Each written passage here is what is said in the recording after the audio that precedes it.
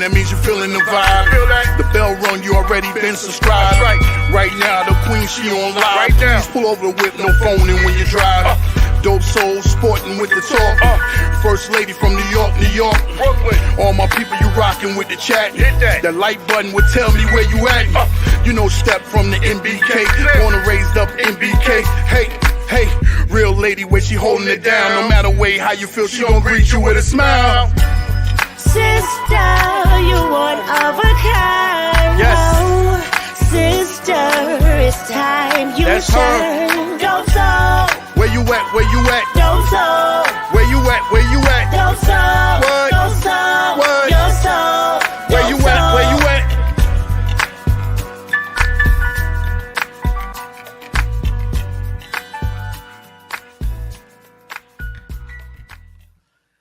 Salute, Knick family. Welcome to the channel. Dope Soul Sports Talk, Dope Soul Knicks Talk, a member of the NBK family.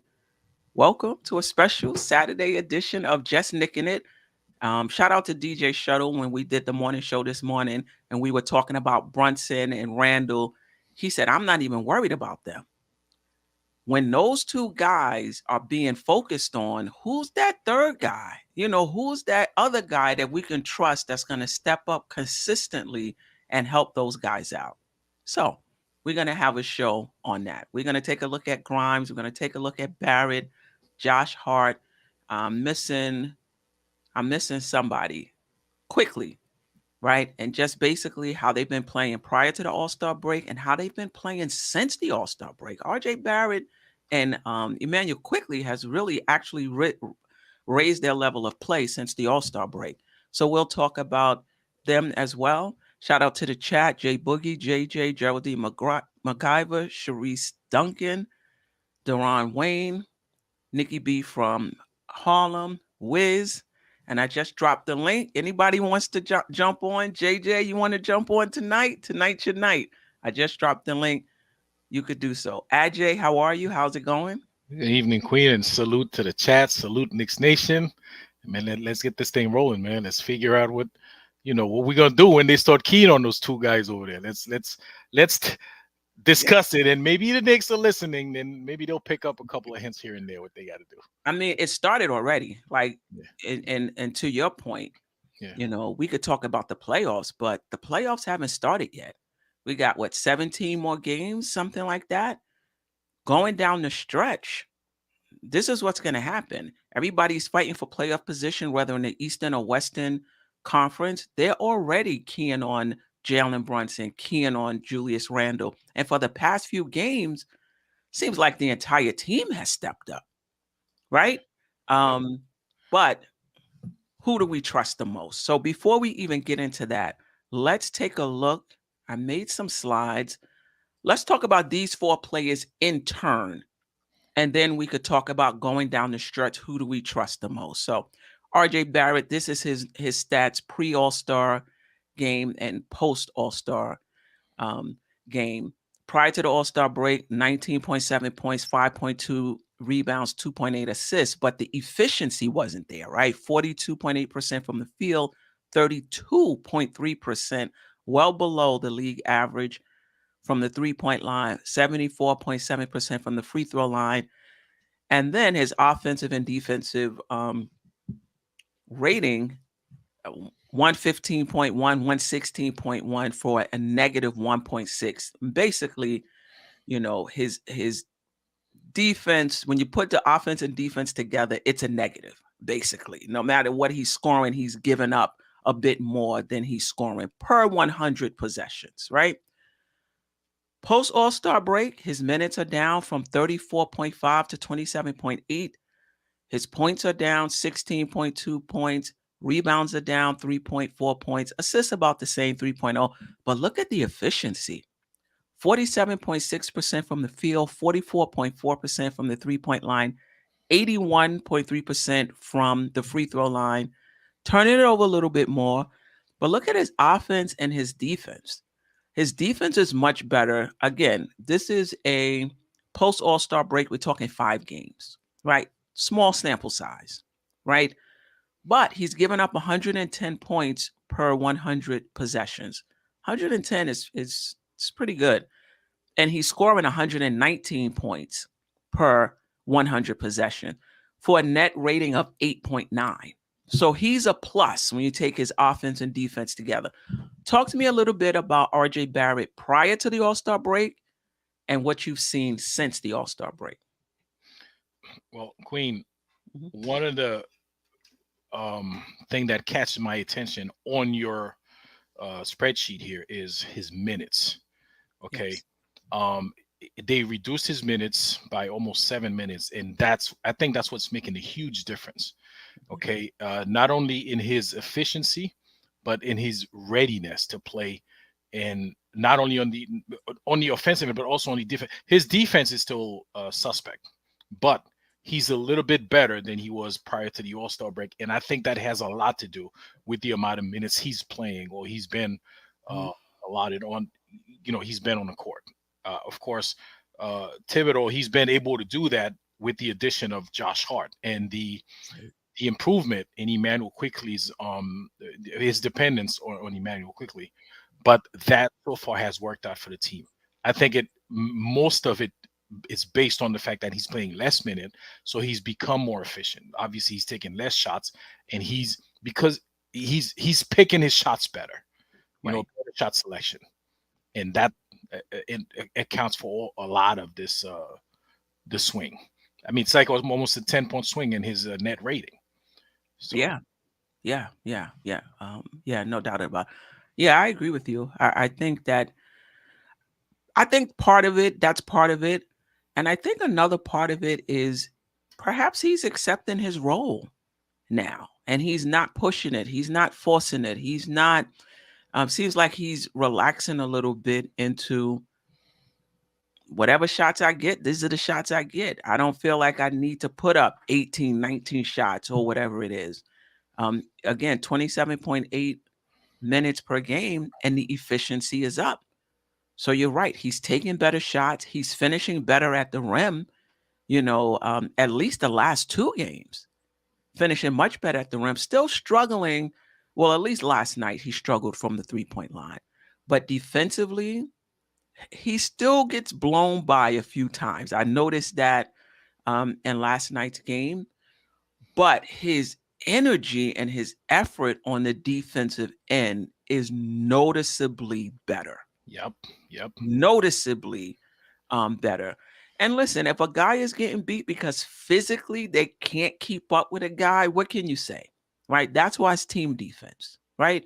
Right. But if a guy is just being lackadaisical, putting so much pressure on the rest of the guys because they don't have the defensive intensity, that's something altogether Right. different. I mean, Quinn, you got to Mhm. remember, since he's been in the league, RJ Barrett's been playing a lot of minutes, right? Um, Listen, he's 22 years old, yeah, but what we also got to remember, we see them for 48 minutes, but they're actually playing all day. Those Right. guys, they're practicing all day. So it makes a huge difference. Obviously, it's more intense when you're on the court and you're playing against other NBA professionals. Mhm. So it makes a big difference. Those few minutes that he rests a little more and he almost like take a back seat just to look at the game from as a whole, Mhm. I think gives him a better opportunity to get a we get better response from him just with those few minutes that he sits. And I know we don't want to go away from RJ Barrett, but same No, with it's okay. Julius Randle. You Mhm. realize Julius Randle, he's playing less minutes, but he's playing much better Right. when he plays less minutes. And it's only a few. They only shaved a couple of minutes off Julius Randle, and it makes a Right. huge difference. Yeah, So I noticed for Julius Randle in that second quarter, he sits a pretty long time yes, in the second quarter. He may come in with 6 minutes, 4 minutes. I've seen games where he's come in with 2 minutes, yeah. left in the second quarter. Do you with what you're seeing from RJ Barrett now, what's your thoughts on whether he can be that consistent? You know what? Let's do the other 4 guys and then we'll answer that question because then we can talk about all of them together. All right. Let me see if the chat is saying anything about RJ Barrett, JJ. I just don't think RJ has the tools to be a plus defender. Okay. Okay. Okay. Sharice Duncan, I'm taking IQ any day of the week. I guess she's talking about in terms of who you can trust um, going down the stretch. Salute, Greg. Appreciate you. All right. Let's talk about Immanuel Quickley. Might as Well, well. yeah, before the All-Star break, he was averaging 27.7 minutes a game, 12.7 points, 4 rebounds, 3.2 assists, shooting 43.7% from the field, 35.2% from the three-point line, 82.4% from the free throw line. His offensive rating 112.9, defensive rating 107.5, right? And a net rating of 5.4. This is before the All-Star break. Post All-Star break, 5 games. Minutes are down about a minute or so. But look at the production, 17.6 points in the last 5 games, 3.6 rebounds, 2 assists, shooting 54.4% from the field, 47% from the three-point line, basically 77% from the free throw line. Went down. Look at the offensive, defensive, and net rating. 120, 104. The difference between his offense and his defense is 16.3. So he's putting up 120 points per 100 possession and holding guys to 104 points per 100 possessions. I mean, he's killing it. I mean, we're talking about Randle, we're talking about Brunson, and quietly under the radar, we're not talking about Immanuel Quickley enough. He's been killing it since the All-Star break. Queen, another player who like one less, not even a minute, a little bit more than a minute less that he's playing, that he's on the court, right? It makes a huge difference. I mean, plus 10 in net rating between the pre All-Star and post All-Star. Listen, with the way the coaching staff is managing the minutes, Thibodeau and his staff, it makes a huge difference. These guys, they go into the playoffs rolling like this. It's gonna be really good to see, you know, how these guys pair up with the rest of the league, you know, with the cream of the crop, because you got the best teams going to the playoffs. Now you're only playing the best teams in the league. And it makes, you know, one less minute with Immanuel Quickley makes a huge difference. Huge difference. Right. It could be that, but it can also be the break.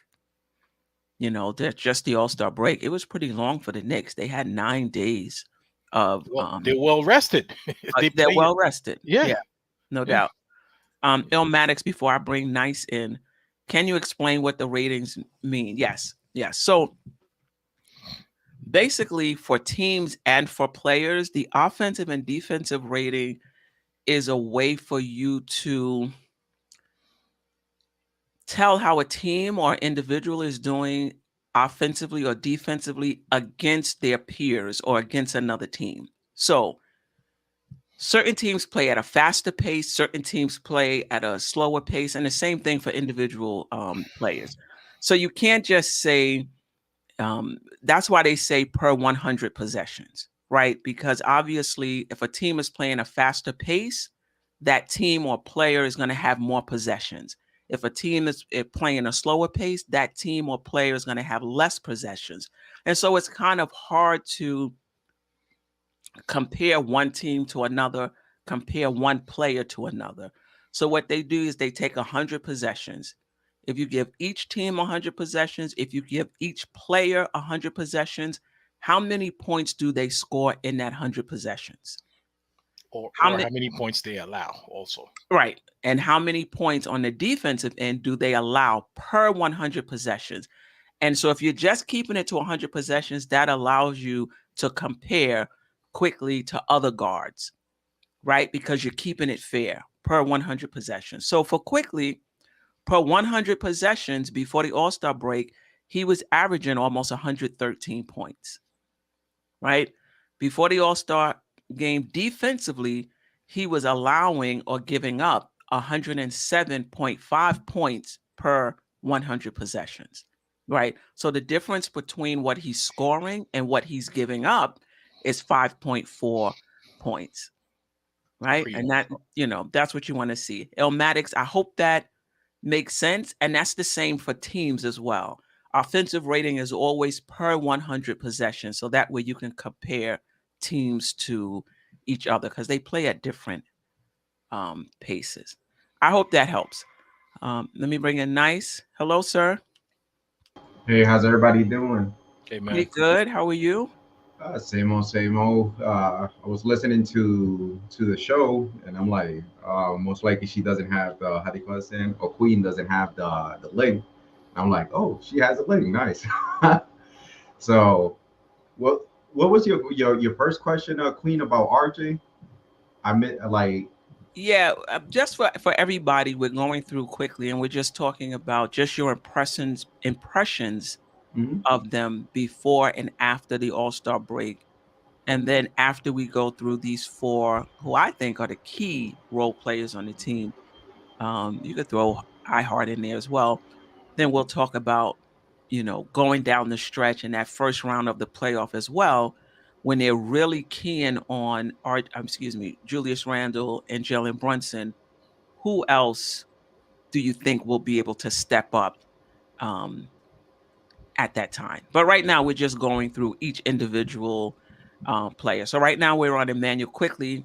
And if you want, you can weigh in on what you've seen before the All-Star break and what you've seen since the All-Star break. No, IQ.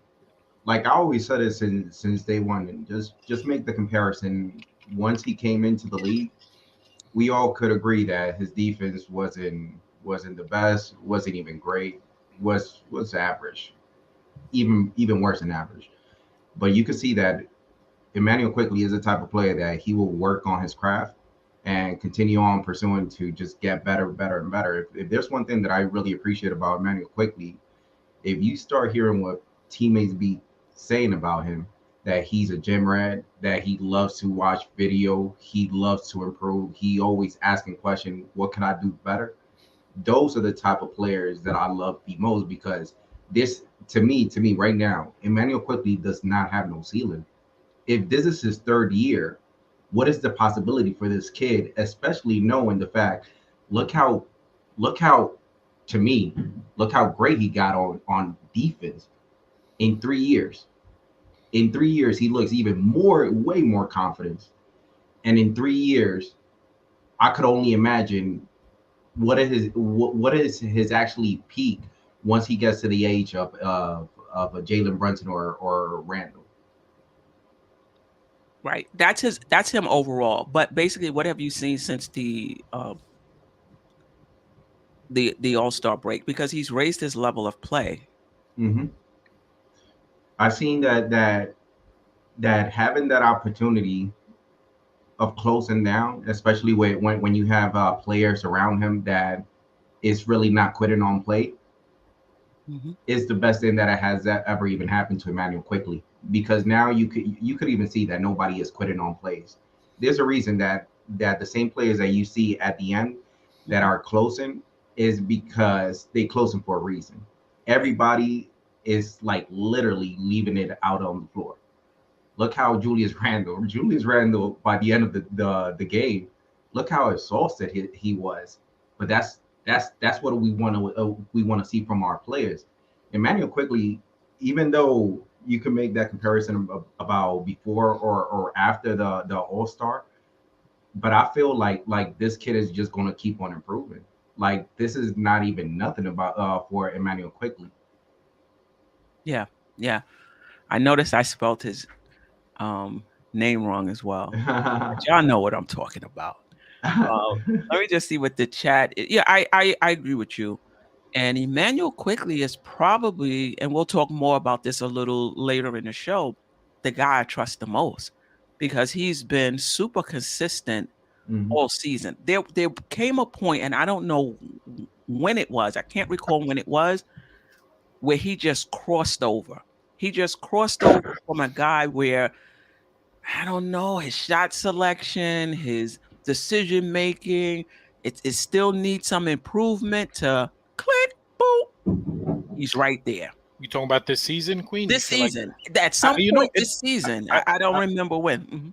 I probably when he had to start a couple of games for Jalen Brunson. Mhm. because when he started those games, he became like the confidence level just went through the roof. His shot selection was better. His game was better. He was seeing the court Right. much better than he's done in the past. Yeah. So. And it's possible, when you play with those guys, you can't do what you do in the second unit, right? Your roles, kind of changes too much, a little bit. You can't just put up any shot you want when you're playing in that first unit with Julius Randle and Jalen Brunson. It's possible that just playing with those guys and just getting a sense of, I got to play a certain way, my role is different. Maybe, that helped when he went back to the second team. Perhaps, I'm not sure. I just know at some point it clicked and his decision making was better. His shot selection is better. And to Nice's point, his defense, the improvement in his defense started in that second year. It was night and day the second year. And now it's just at a whole other level. Watch Immanuel Quickley. Just stay on him for a few possessions and just see what he does defensively. Okay. East Blue Drew, just got to pay him already. IQ deserves it. He'll get paid. I think the question now becomes, does he want to stay with the Knicks in this role? He's going to have some say about that. I don't think he's going to start with Brunson here. I don't think he's going to start over Grimes. And you can make that argument. I've said that before. Why IQ wasn't considered, a starter at the off guard spot. All right, he's an inch, shorter than Grimes, but he's just as good, if not a better perimeter defender than Grimes. So it remains to be seen if he wants to stay in this role. That's on him. If I had to guess, I would say he wouldn't have a problem with it. All right. You know why? Who's his favorite player? Who is his favorite player? I don't know. Lou Williams. Lou Williams, yeah. Oh, but he's better. Hey, that's his idol. I mean, that's his idol. His ceiling is better. He has to do it, but his ceiling is definitely better. Yeah. IQ is similar to Tyrese Maxey. Shout out to Josh. Philly uses him on the floor at the end of games. Yeah, he does. Let me just get to the chat and then we'll get back. It's so impressive how more efficiently Quickley has become the last couple of months. He's just on something else. Let me see.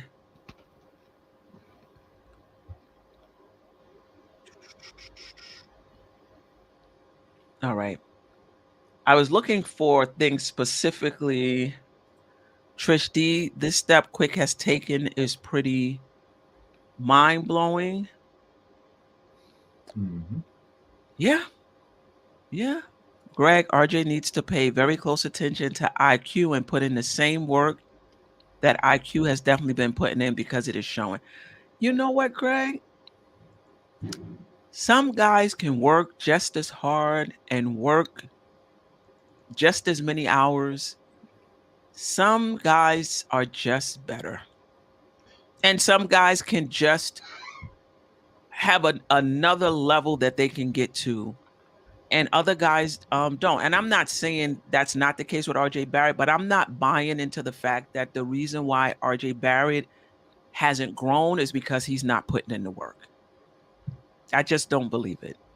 You know something, Steph? I respectfully disagree, because if just think about it, Steph. His first year, there's no comparison. His defense was way better than what we see right now.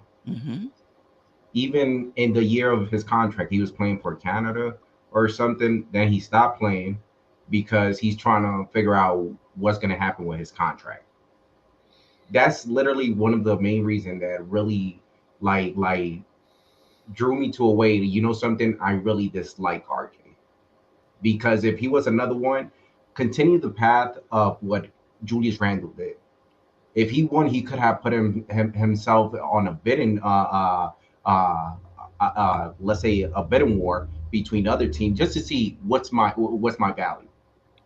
Oh, another team? No. Julius Randle did not want to even have that conversation. He wanted to play for the Knicks. You know something? Let me just get that type of money. I don't want more. I don't want less. Just let me get that type of money. Same thing with Brunson. I'm not following you. RJ did the same thing though. No. Because the thing is that the value of RJ is right now, like, even though money is going up, everything goes based on what are you actually showing that you are worth that money. There's a lot of teams that they keep on throwing out money, but when you see even Jalen Brunson, he didn't even went to Dallas to give them the opportunity to even give him 120, 110. No, he wanted to play for the Knicks. So even when RJ Barrett, he was thinking about, oh, let me get how much he ended up getting paid. 107 million. 107, which is much less than the max. And does he look like 107? But this is now. But last season, coming off of how he played last season, 107 million was less than what some people thought RJ Barrett was going to get. It was a very good deal for the team. It was a very good deal for how he played last season. You know what I mean? So I don't. And RJ is not the only one during contract season who take a step back. That's the norm during a contract season and the off season, because if you get hurt, it hurts your contract. Right? So I'm not saying every single player does it, but it's not uncommon for a guy who's up for an extension to not play in pickup games, to not do things that's going to put them at risk. That's not uncommon. You know, that's not uncommon. And I just can't, I see RJ Barrett, working. He shows his, I just don't, to me, RJ Barrett is trying. It is just not clicking for him. I just don't see him. And I hear what Greg is saying that, Tibbs had said one time, but that's Greg. That was about him coming back to the gym. A lot of players don't come back to the gym. I mean, I don't know. But as fan, the only way that we could actually say if they actually improve or digress is only by just watching what we see from the games. No doubt about it. But we're inferring, at least Greg was inferring, that he's not improving because he's not working in the off season. We don't know that. That's hard for me to believe that RJ Barrett is not a worker. It's not clicking for him, for sure. But for me personally, it's hard for me to believe that RJ Barrett in the offseason is not doing anything to improve his game. Queen, we know he was where. I mean, last season he played for Team Canada, so he was playing ball all summer, literally. I don't know. Does that mean he's not working to improve himself or getting better? But he's getting reps last summer. I just don't see it with RJ Barrett. Well, that's different though. Yeah. So I that's fair. For those who don't I don't see him as a star, but I see him as being a very good player. Sorry, let me bring Wiz in here. I see him having the possibility of being a very good player. Look, he's struggling this year. He can rebound.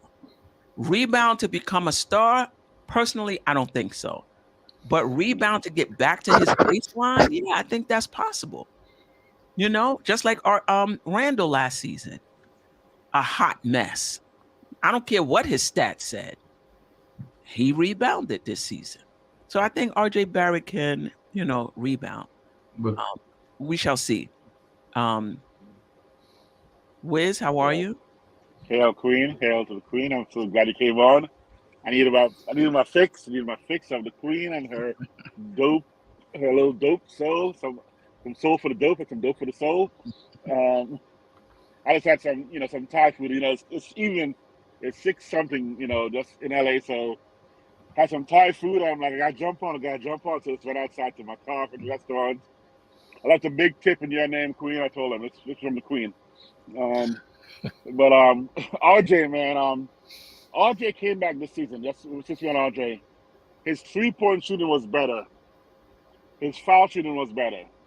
RJ worked on his game, but I told Josh, Uncle Fulio, I think RJ's has a high floor and a low ceiling. He's going to improve the skills he has.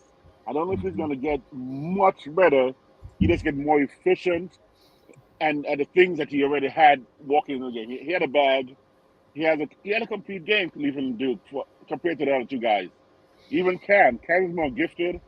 Of course, Zion is a freak of nature, but RJ came in with solid all-around game, but just not elite. And all he's got to do every year is just improve each part.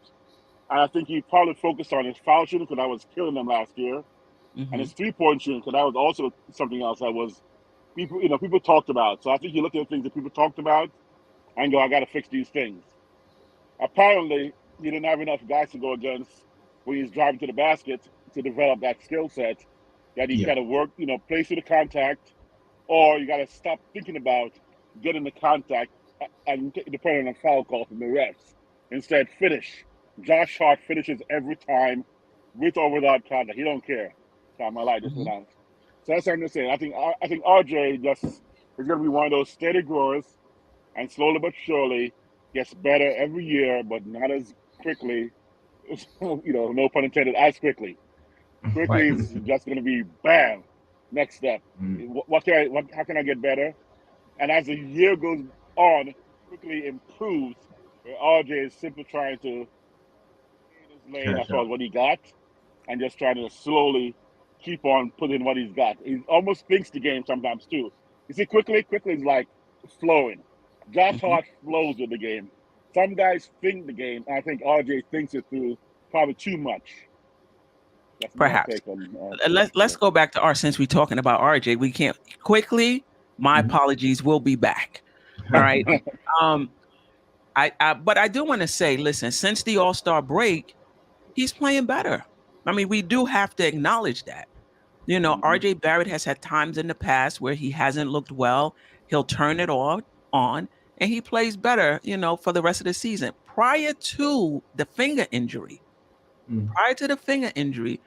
December and January, he was pretty efficient then as well, and he was averaging close to 20 points a game. Right? Right now, since the All-Star break, 16.2 points, 3.4 rebounds, 3 assists, and look at the efficiency: 47.6, 44.4, 81.3. It's only been 5 games, though. It's possible that he's turned the corner and he's back to how he was playing in December and January. I think because he was the 3rd overall pick. I think because he had a bad October and November, we're forgetting about December and January, how he was playing before that finger injury. Let me just get these comments up about RJ Barrett. I don't know if anybody else is going to get any airplay tonight. Gibson, RJ was inconsistent last season as well. He did nothing to deserve his contract. I'm tired of people making excuses for him. Okay. All right. Ricardo, the thing about it, he was good defensively his first 2 years. Nick Yak, since the break, last 6 games, RJ numbers are good and getting better, around 50%. To your point, Nick Yak, I agree. I think he has turned the corner. Tris D, I think IQ step and success is actually a part of RJ's downfall. Seems to me like it's in his head, and if he's playing bad, he refuses to give up that ball. Dribble into triple teams, ignore open men. But you know what? That's always been RJ, this tunnel vision. I don't think that's anything new with him, because I've always said that he has more playmaking ability, but he's not taking advantage of it in terms of rounding out his game. Salute, Ron. Still Knick fans. Appreciate you.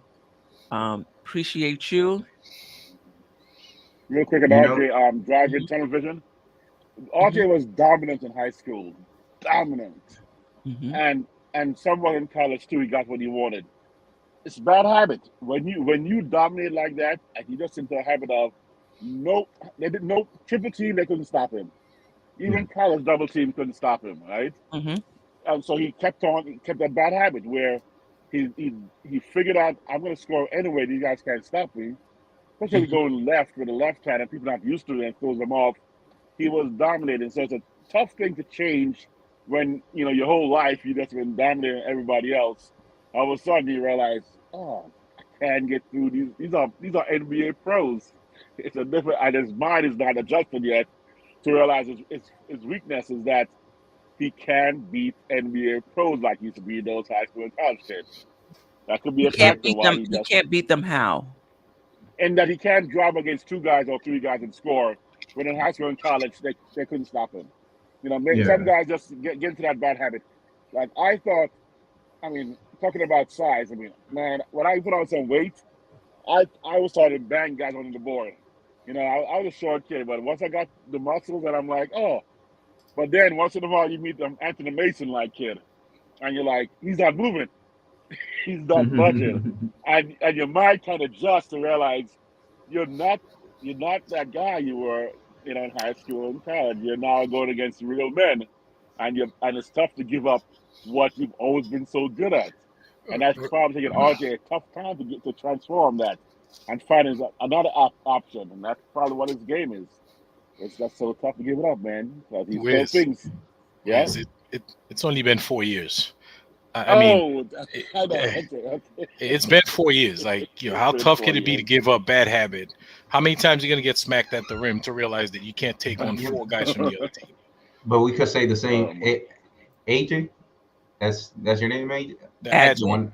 AJ. Sorry for that, AJ. Yeah, no problem. So we could say the same thing for any players, because even IQ, if IQ continued doing the same mistake that he did in his first quarter or his half quarter once he got in, we could keep on saying like NBA is one of those that either you adjust or you're gonna get left behind, because more people is knocking on that door just waiting for that opportunity. And once the opportunity comes and somebody shines out, what do you think that's gonna happen? I was gonna say that's exactly what I'm saying, because he's been in the league 4 years. It can't be an excuse anymore that it's bad habit. That's what I'm saying. So I truly believe that the main reason that RJ efficiency has come up is because he has already a feeling like something bad is gonna happen if he doesn't roll with the program. Like his minutes has decreased. More people beside him are closing. And we cannot keep on playing the game that we gonna close with RJ because he's RJ, and it doesn't even matter. And I keep on saying it. At the end of the day, I don't care if Julius Randle, Brunson, or RJ has 40 points. It doesn't mean nothing if we end up with that loss.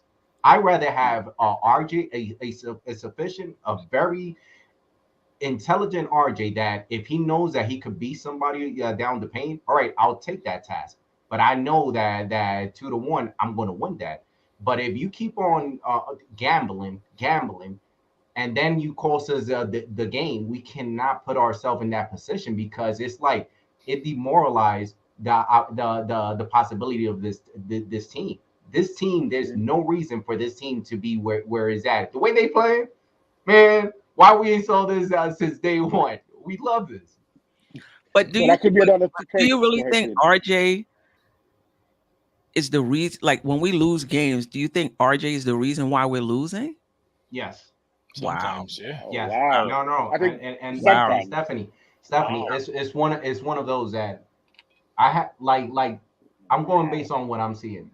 I'm seeing that Julius Randle is that not Julius Randle, Brunson is the actual glue. He knows how to speak to people. So it's like he's trying to help you out. But Julius Randle, I don't know if you guys noticed, but even Julius Randle corrected RJ last night.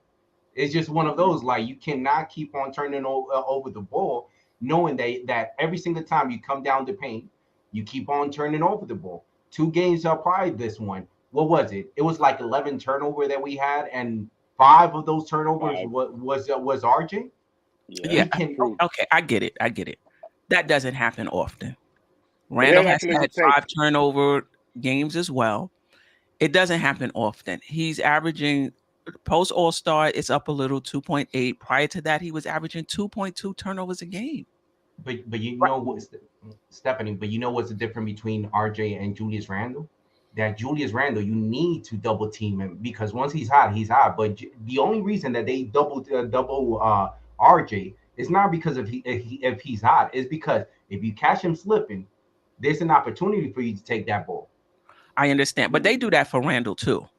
So part of it is they want to get the ball out of his hands, but I think another thing is they also know they might be able to get a turnover or two out of Julius Randle, out of the double team. I'm just saying, I get what we're saying about RJ Barrett, and I'm not arguing. I just want to be fair. He was averaging 2 turnovers prior to the break. So let's not act like he's turning the ball over. He's averaging 18 2 turnovers prior to the break. It's up a little bit now, but his efficiency is also up. And for December and January, for 2 months, not 5 games, for 2 months prior to his finger injury, he was playing well. So the other take actually, sorry, real quick, was you guys made me think about the aspect. Actually, you actually said it. 4 years, but guess what? What's been happening the past 3 years? RJ's been getting more minutes. Last year, RJ got a big contract, well, a good solid contract, and has been improving on his total points per game. So to give up a bad habit when you're getting rewarded or having results from it may be a factor why he didn't give it up. What's the bad habit? Driving to the basket? And not passing out of double teams and triple teams, but even when he gets blocked a couple times. Because he just figure, I take more shots, I'm going to make 20 points a game next year. As he said 2 years ago. And the bad habit wasn't corrected, rather become more efficient. He goes, I'm just going to take a few more shots. So his usage went up and the points went up, but the habit was still there. But the results look good because statistically, his number of points per game went up. And then he got a nice contract. So first half of the season, he's probably like, I'm improving my 3-point shooting. I'm improving my foul shooting. I'm going to work a little bit harder. But he wasn't really in a position where he's going to lose minutes and he could lose a spot until the past 6 games when Josh came here. So maybe, and I'm not saying it's a factor. I'm throwing spin theories out there.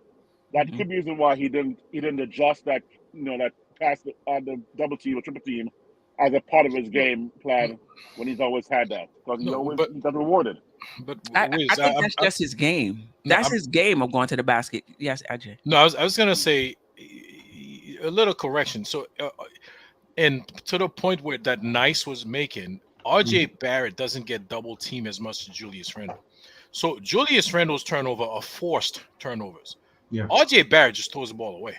All the time. Like, it bounced off his foot. I mean, that's the difference. And I think that unforced turnovers, he just throws it away. So, and this is not bad habit. I think this is just low IQ or a lack of IQ at some point in the game that he shows. I think we talked about that, Queen, the last show on Thursday, that he throws the ball away all the time because of his IQ. And when you're taking on 4 guys from another team, and they one of the guys, chances are one of the guys is just gonna take the ball from you, and they take the ball from him. They don't swat it away. They just give me that. All the time. It's hard for me to. I don't know if I could say he's a low IQ player, but I will. I will not high IQ. How's that? Not high IQ. I wouldn't say that either. I would. I will say this. He's very confident. And sometimes, he's going to the rim because he believes he can make that shot. And there's some games when he does.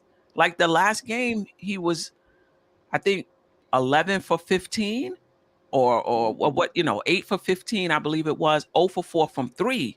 But he only missed 2 baskets from 2. Right? So when you have that type of success, you really believe I can get to the basket, I can finish. He goes to the basket because that's his bread and butter. He's not a mid-range guy. No. He's just not. And Queen, when you played, because have you ever played where sometimes you get the ball and you're down low, and it's not IQ, sometimes it's just a little panic attack, because it's just like you ever been there? I've been there where it's just like, the guys are around you, they're swatting the ball, and you just don't quite go. I gotta find my man. Your body just goes into a little bit of a panic attack, like, and you start to, and it takes you a while to get out of it. And if you can, you get out of it. But some people never get out of that little panic attack, where it's just like they're on me, and your thought is go to what you know, and all he knows is the basket's right there, get it up there. Instead of look around, it's tough to see if you're not that kind of a player to see all the open guys around you. You know. Yeah, I mean, he's definitely out of sync. When he starts dribbling, trying to create a shot, I know we're in trouble. That's just not his game. When he starts dribbling, trying to take somebody off the dribble, last night, what happened? The guy just swiped it and just went the other way. It's just not his game right now. He's out of sync, to say the least. But I will say, Maddox, 10 games over 500. RJ is not hurting the team. We have definitely found other players have stepped up. Yeah. Obviously, since Josh Hart has been here, Tibbs has more options down the stretch. He doesn't have to close with RJ Barrett. And I know Tibbs keeps saying, oh, it's going to change depending on this, depending on that. He's just playing politics. It hasn't changed. It's been IQ and Josh Hart closing the games. No, but basically what it's been. Wasn't RJ on the floor yesterday when they closed? He close? Oh, he did close last night? Yeah. No. He came in before, but like maybe the last late. He was there late. The last couple of possessions he didn't play, but he was in late. He was in late, but not at the end. Actually, if Randle didn't hit that shot yesterday, that he did movements almost like RJ does, but his bread and butter was find my spot. I got that elevate. I got my 3-point shot. He executed, but if he didn't make that shot, you could have compared that movement, when Butler was hitting that ball away and you can see a little bit of a fast reaction by Randle, but he just knows I gotta get to my spot. If I elevate, they can't get up there with me, and then I'm at my spot. Just like you hear Bernard talk about his spot. Bernard King talks about his spot all the time. He has 4 spots because I know when I get to those 4 spots, you can't stop me, and that's what Randle thought of. That was his spot, and he got there, and no matter what, because Grimes was open, Josh was open, wide open, because they doubled Randle, was that little boy, Tyler doubled him, and then one guy went down low, and there were 2 wide open guys. Josh and Grimes are wide open. Josh tapping the key, Grimes a little bit more to the left, and normally I'd have been like, actually even Clyde was saying, pass the ball. 2 open men, but Randle just knew instinctively. His body goes, I get to my spot, I elevate, I know I got this, and he did it. So that could be what RJ does all the time. He goes, I see the basket, I'm driving, I don't get stopped on this shot, except obviously 2 or 3 times a game, and it looks bad when he gets blocked, or the times he does lose it, he figures I'm not gonna lose it this time. So it could just be that automatic switcher goes off in people's head, where they think they got this, kind of like a gambler where I'm going to win. And he just can't realize he didn't win this time. Right. So shout out to Ron. I just think RJ doesn't have a high IQ on the defensive end. When I watched the exchange between him and Quickley, when Quickley was trying to get him to double hero, and RJ was frozen in time, but he might have been on his way. Like if you ever watched the Flintstones, how they just feet start moving, it takes them a while to actually move. Stephanie, you saying that he had to RJ might not have been frozen. He was on his way. It just takes some time for his feet to actually get moving. Hey Stephanie, have you seen RJ contest every single time the one that he's trying to defend? He's about to shoot. He's in the position of shooting. The ball is up in the air.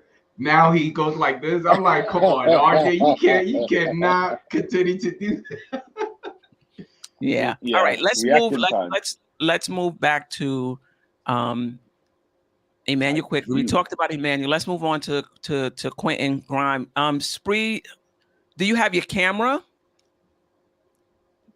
You need your camera on.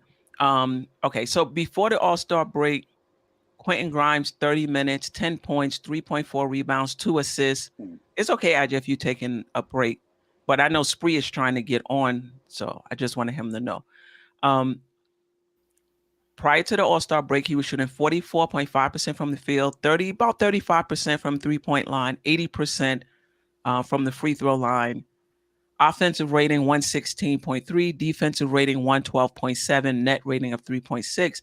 After the All-Star break, his minutes has gone down as well. 23 minutes, 8.8 points, 1.6 rebounds, 1.8 assists, shooting 47% from the field, though. Wow. Right? So his efficiency has gone up as well. But I also think that game in which he had 22 points and hit 6 3-pointers like that really boosted his numbers. 46% from the 3-point line, has yet to go to the free throw line. Wow. I swear he went to the free throw line, but No, it's he hasn't. He's been taking 3-pointers. Okay. And 0.6 turnovers, but look at his offensive rate, 127.9 points per 100 possessions, giving up 116.2 points per 100 possessions, a net rating of 11.7. So talk to me a little bit about Quentin Grimes, pre-All-Star break, what you've seen post-All-Star break. I will say since Josh Hart has been here, his minutes has gone down as well. We were wondering, where's Josh Hart's minutes going to come from? It's been coming from Grimes and RJ Barrett. And, but let me and let my son, Deuce, gone. Oh yeah, Deuces out. I'm Yes. okay. I'll be all right. I'll be okay. Hello, Spree. How are you? Shut up, Spree. I'm doing well, thanks, Steph. Awesome. So we're talking about Quentin Grimes right now. Just basically what you've noticed pre and post All-Star break. So we'll do Ajay, Nice, Wiz, and then Spree. Ajay, just your thoughts on Quentin Grimes. And for the chat, I usually stop and read the read the comments.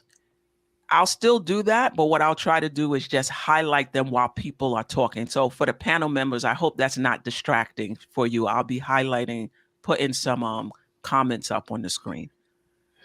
Ajay? Yeah, it's a good thing we moved off of Barrett, because a lot of people was getting all bent out of shape because we criticized Barrett. Oh, we're Barrett haters, RJ haters.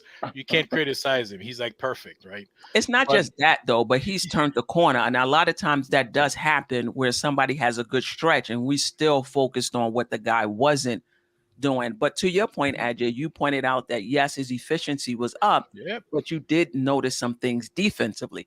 Yeah. Some people are not even acknowledging what we've seen the past 5 games. I think his efficiency is better.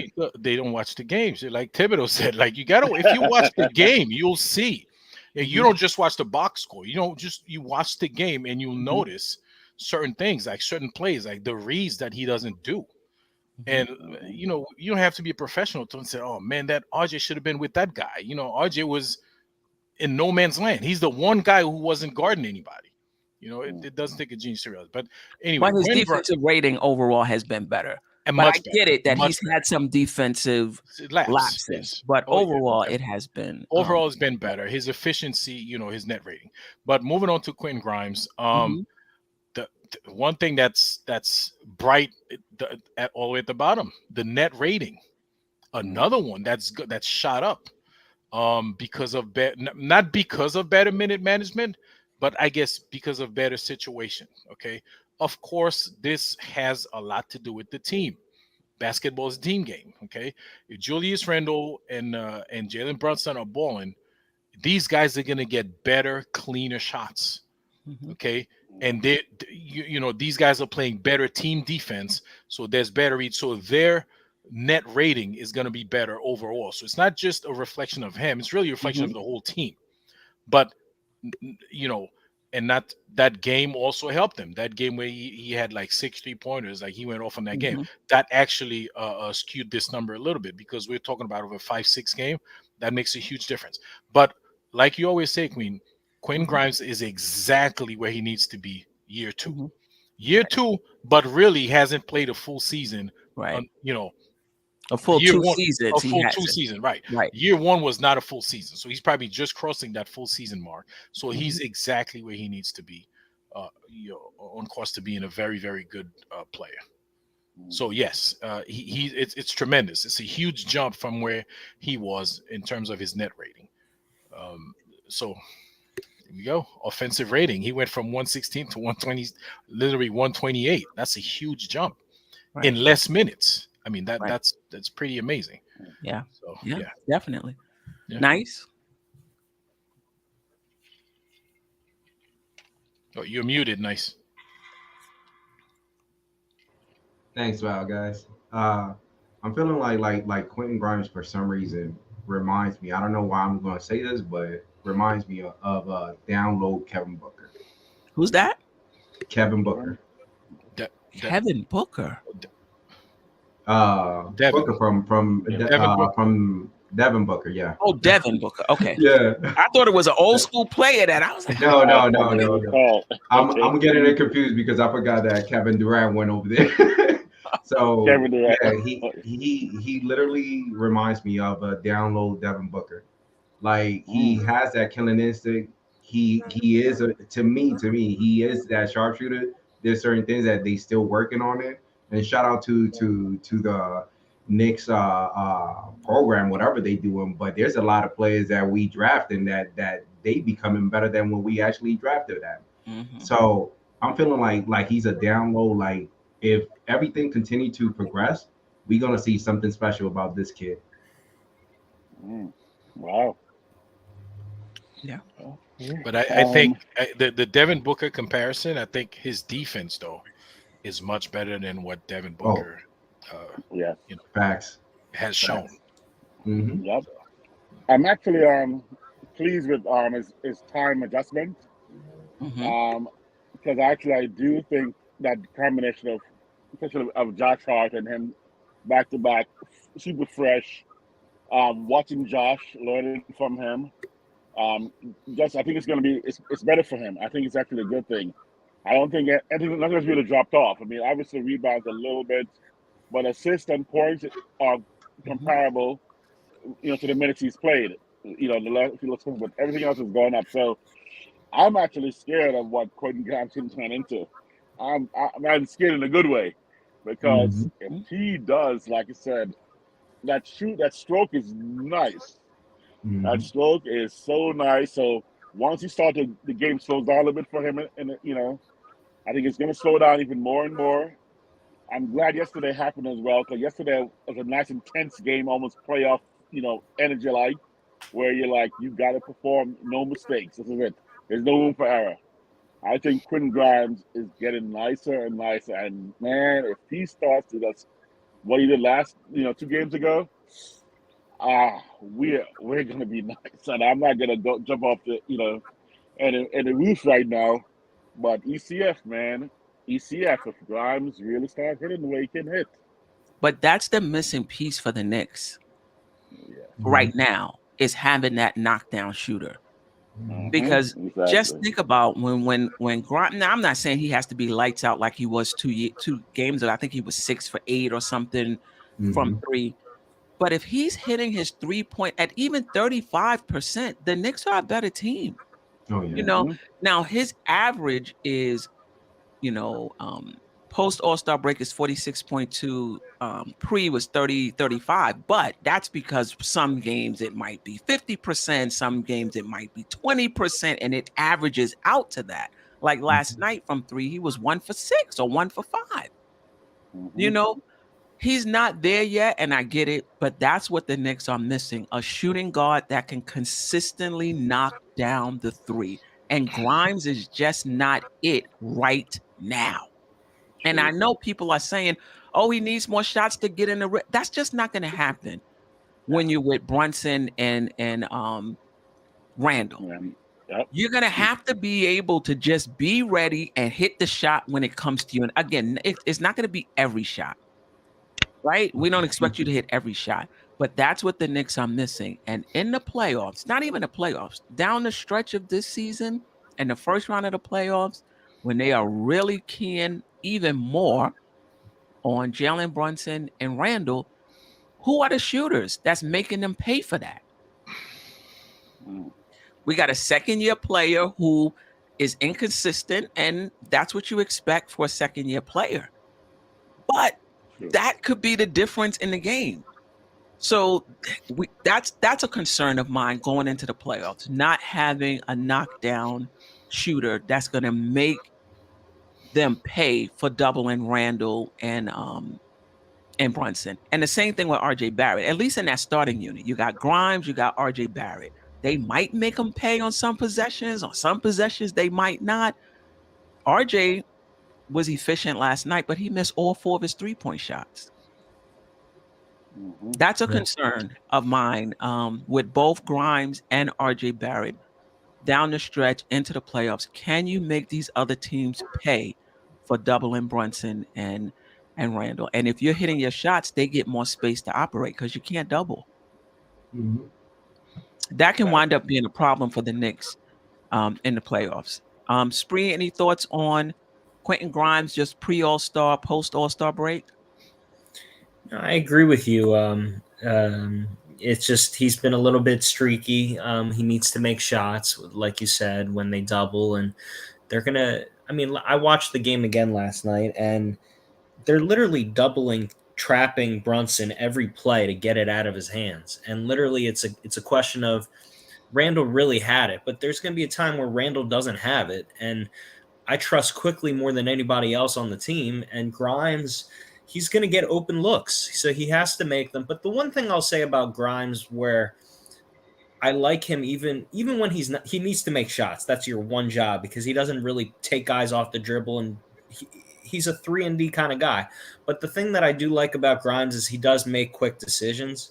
So I don't know, Steph. I usually defend Grimes more than I do RJ at times, just because I think Grimes does do the right things more times on the court. He may not make the shots like RJ, but I think Grimes usually takes the right shots when he has them, or he quickly gets rid of it. Yeah, I wanted to say something real quick. Yes, somebody pointed out in the chat that, and I'm not saying this verbatim. I'm just kind of saying the idea that how Immanuel Quickley should be starting over Quentin Grimes. No, it would be a terrible mistake if the coach, if Coach Thibodeau decides to do that. Okay, you guys got to understand. When these guys practice, they practice with the team. Okay, they plug and play every now and then, but you have the units out there that practice together. Immanuel Quickley can play with both units, but if you take him out of that second unit, if you take him off the bench, that scoring punch, that energy, that burst of energy he brings off the bench, you're not going to have it with Quentin Grimes. And that's going to make a huge difference. Other teams are going to catch up when the second team when the bench is on the. There's a reason why to keep those guys. It's the same reason. You could make a case that Josh Hart should be starting over RJ Barrett, but then you miss him coming off the bench. You don't have Josh Hart coming off the bench if you put him in the starting lineup. Right. So right now it's working. It was working fine right now. It's just right. But let me read the super chat first, and I want to answer that as well. Shout out to Trish D. Appreciate you. That's a pattern with RJ. He was playing well last season until he got hurt too. Came back and tanked, then pulled it way back up. He's not consistent. Yeah, I get it. For a fourth-year player, you do expect a bit more consistency. To your point, AJ, I agree with that. Quickley is not starting partly because he's the point guard in that second unit. And then if he starts, then now you have to stagger minutes and have him play the 2 guard with the first unit and then the point guard with the second unit. So I get that. However, if that wasn't the case, you can make an argument, like just say we did have a point guard for that second unit. You can make a point guard that Quickley is probably better than Grimes in the first unit. You can make an argument. What I would say is I'm not sure Quickley would have the freedom that he needs in that first unit with Brunson and Randle. And somebody like Grimes fits better because he's okay just playing off of those guys and taking a 3. Yes. Yep. I think IQ likes to create as well. and sometimes just take some possessions where he's just gonna keep the ball and go to the basket because he can do that because he's pretty good at it. So I think that's sometimes a guy's not starting doesn't necessarily mean they can't start. Sometimes it's just that you need him in the second unit. He's a better fit in the second unit. He has more freedom in the second unit. And I think that's what's going on with Quickley. We know he can start. I mean, he started a couple of games this year and it turned out And pretty played good. very well. Yeah. I think You know what I think about Grimes So what I truly believe about Grimes is that certain shots of his is not going in is because I think it's the moment. Even if what was like 3 or 4 games ago, even Julius Randle, he screamed at Grimes, telling him, "Hey, I don't even care if you miss, just keep shooting."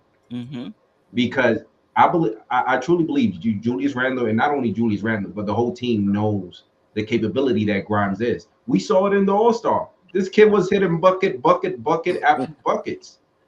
But it's one of those that playing for Madison Square Garden, people think is a joke. It's either people feed off from the crowd, or there's people that the moment kills them, like start shying them away. Quickley is one of the best example. Quickley, as once he hears the crowd, I don't know, it pushes him up even further. Grimes, I think, is a little bit the opposite, but once Grimes start getting adjusted and used to it, now you're going to start seeing a different type of Grimes. Yeah. I just think that we're a little ahead of where we need Grimes to be. He's right where he needs to be. Yeah. We're a little ahead of where we need our starting shooting guard to be. But who knows? Maybe he steps it up, the rest of the season and into the first round of the playoffs. Because if Quentin Grimes is hitting that 3, and it doesn't even have to be at a 40% clip, but more often than not, like for me, I prefer to know that you're going to shoot 34%. Then one game you're shooting 60%, and then the next game you're shooting 20%. Like I just like shoot below average every single game. I know what I'm getting. You know what I mean? But like getting the lotto. Right. But for me, if Quentin Grimes, I mean, I'm not saying he's the difference, but he can be the difference. If he's hitting his 3, it changes everything for the for the another Knicks. factor with Quickley is Grimes is he moves so fast that he can actually drive to the basket and get shots, but he doesn't go for it because he's still deferring to the big 3, to his starters. And so Grimes is actually playing at a pace that actually he think the game, I say, to slow down for him, but he's moving faster than the game sometimes. And sometimes even the shot is shooting faster than maybe that he should be shooting. So I do like the possibility of letting Grimes work it out, because we also I love the idea of your second unit comes on and they are more aggressive and sometimes a little bit at certain points better than your first unit. No team can rest. I said to Nice earlier today, Nice, we were talking about it. You cannot rest on the second unit. There's no one going to say, "Oh, let's rest on KD," and I mean, I don't know. I'm gonna say CP3, and say, "Oh yeah, let's rest them for a little bit." The second unit can take a little break and have a few minutes to rest these guys. You can't, because our second unit comes in and Quickley and Josh Hart are coming in to kill. They're coming in like they're dogs, and they're coming in to take everything they can take from you. So I like the idea of Grimes working it through. His pace moving faster. He'll keep up with Brunson, and then even Randle and RJ will have to go a little bit faster, realizing Grimes does not. He doesn't think it's like instinctively his body's moving. He's making a pass. He makes a little drive. He dishes back out. Maybe too much he's deferring right now, but I think if he stops deferring a little bit more, and he's a little bit more selfish, and then slow his own shooting form down, like he did in the in the Rising Star game. I think Grimes is gonna light it up, man. And I think it's gonna happen sooner than later. I really feel that He's 10 games away from that. 10, 20 games away from that. Okay, I hope you're right. What I will say about Grimes going to the basket, I think he's playing it right. When he gets that jump shot, he's wide open. Why put the ball on the floor? You're a 3-point shooter. You have a wide open shot off of, off of RJ or Randle or whoever. He's wide open. The only time you're going to go to the basket is if they close out on you, then you attack the closeout. And that's when you go to the basket. And he does that. But most of the shots he gets are uncontested shots. Yeah. He's playing right. The only thing I would adjust with him is sometimes he drives to the basket, has the shot, but he makes one last pass to the That's what he thinks is a better shot, right? And it doesn't work out all the time, right? That's one. Go ahead. So what I was about to say about Grimes is that haven't you noticed that it's funny how Julius Randle plays, because the person that he's looking out for the most is Grimes, and it's just like you said, Adrian, like he keeps on running it, like why? But one thing that I like about our bench is that you have 2 to 3 players that they are starters, or might as well just say it, like they are starters, but they take an advantage of going up against other teams' bench because they are actually bench. So by even seeing that spark, how the momentum changed, we look even much different. And the main reason I keep on saying don't start IQ, don't start Hart, leave him the way it is because I noticed one thing with our starters. Right after the bench starts and they're about to sit down, our starters bring in like another different energy, a little bit even different than what they started with. So I really love everything that I'm seeing. And I think that's why, and shout out to Keith Turner. Keith, if all things were equal and we were playing in a vacuum, I agree with you. Because he made, did I star it? I did. He said IQ is already hitting that 3 and you waiting on Grimes to do that. And you're absolutely right. True. Quickley in that starting unit would be able to hit the 3, but Quickley he gonna give you a little bit more. And sometimes when you got Randle and Brunson, you don't need all of that in the starting unit. So yeah, in a vacuum, right now is Quickley a better player than Grimes in a vacuum right now? Yes. But when you're talking about starting, you don't always start your 5 best players. It's about who. It's really just one thing on that is IQ's playing more minutes, and I think you talked about it, Steph, before I got on. Like I don't know when it. I think it maybe was just the more minutes with him because he's been awesome for 50 games. But I don't worry about Quickley at all. He's under control.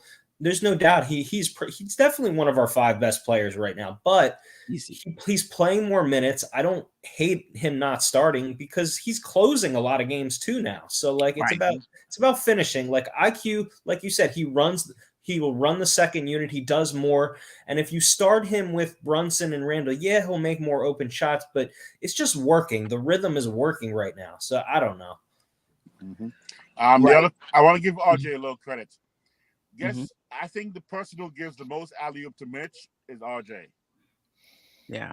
And that's beautiful when you see it happen because it's almost always there. Mitch almost always has an alley-oop possibility, pushing a pick and roll. And so, but RJ looks like he's the one who's always giving him an alley-oop. So I give RJ credit for that particular part of his passing game, is that he will throw a little lob to Mitch. And every time he does, it looks like 100%. Every time he does, Mitch is dropping that ball in there. So RJ is not he's not avoiding the pass. Only sometimes he does drive blinded into the abyss. Right. Occasionally he gets caught. All right, we got one more player. Keith Turner says our starting lineup need to upgrade, but where? I know where. If we need an upgrade at shooting guard, I just don't think. Because we don't have a backup point guard, I don't think it's Quickley. If we need an upgrade at small forward, I don't think that upgrade is on the unit, is on our team. So for me, it's about how we're doing as a team, not necessarily the first unit. It's not like the first unit, you know, by the time the second unit comes down, they got to dig the first unit out of a hole. That's just not the this case. ain't like last year's stuff. Right. I mean, that's not the case. So the first unit is working, you know? Yeah. All right. Let's get to the last player, Josh Hart. Now, when I say pre and post, and I'm only going by the name, pre All-Star, we talk about 3 games. Post All-Star, we talking about 5 games. He's only been here 8 games, right? So in the 3 games before the All-Star break, 17 points, 5 rebounds, 3 assists, 62% from the field, 64% from 3, 75% from the free throw line.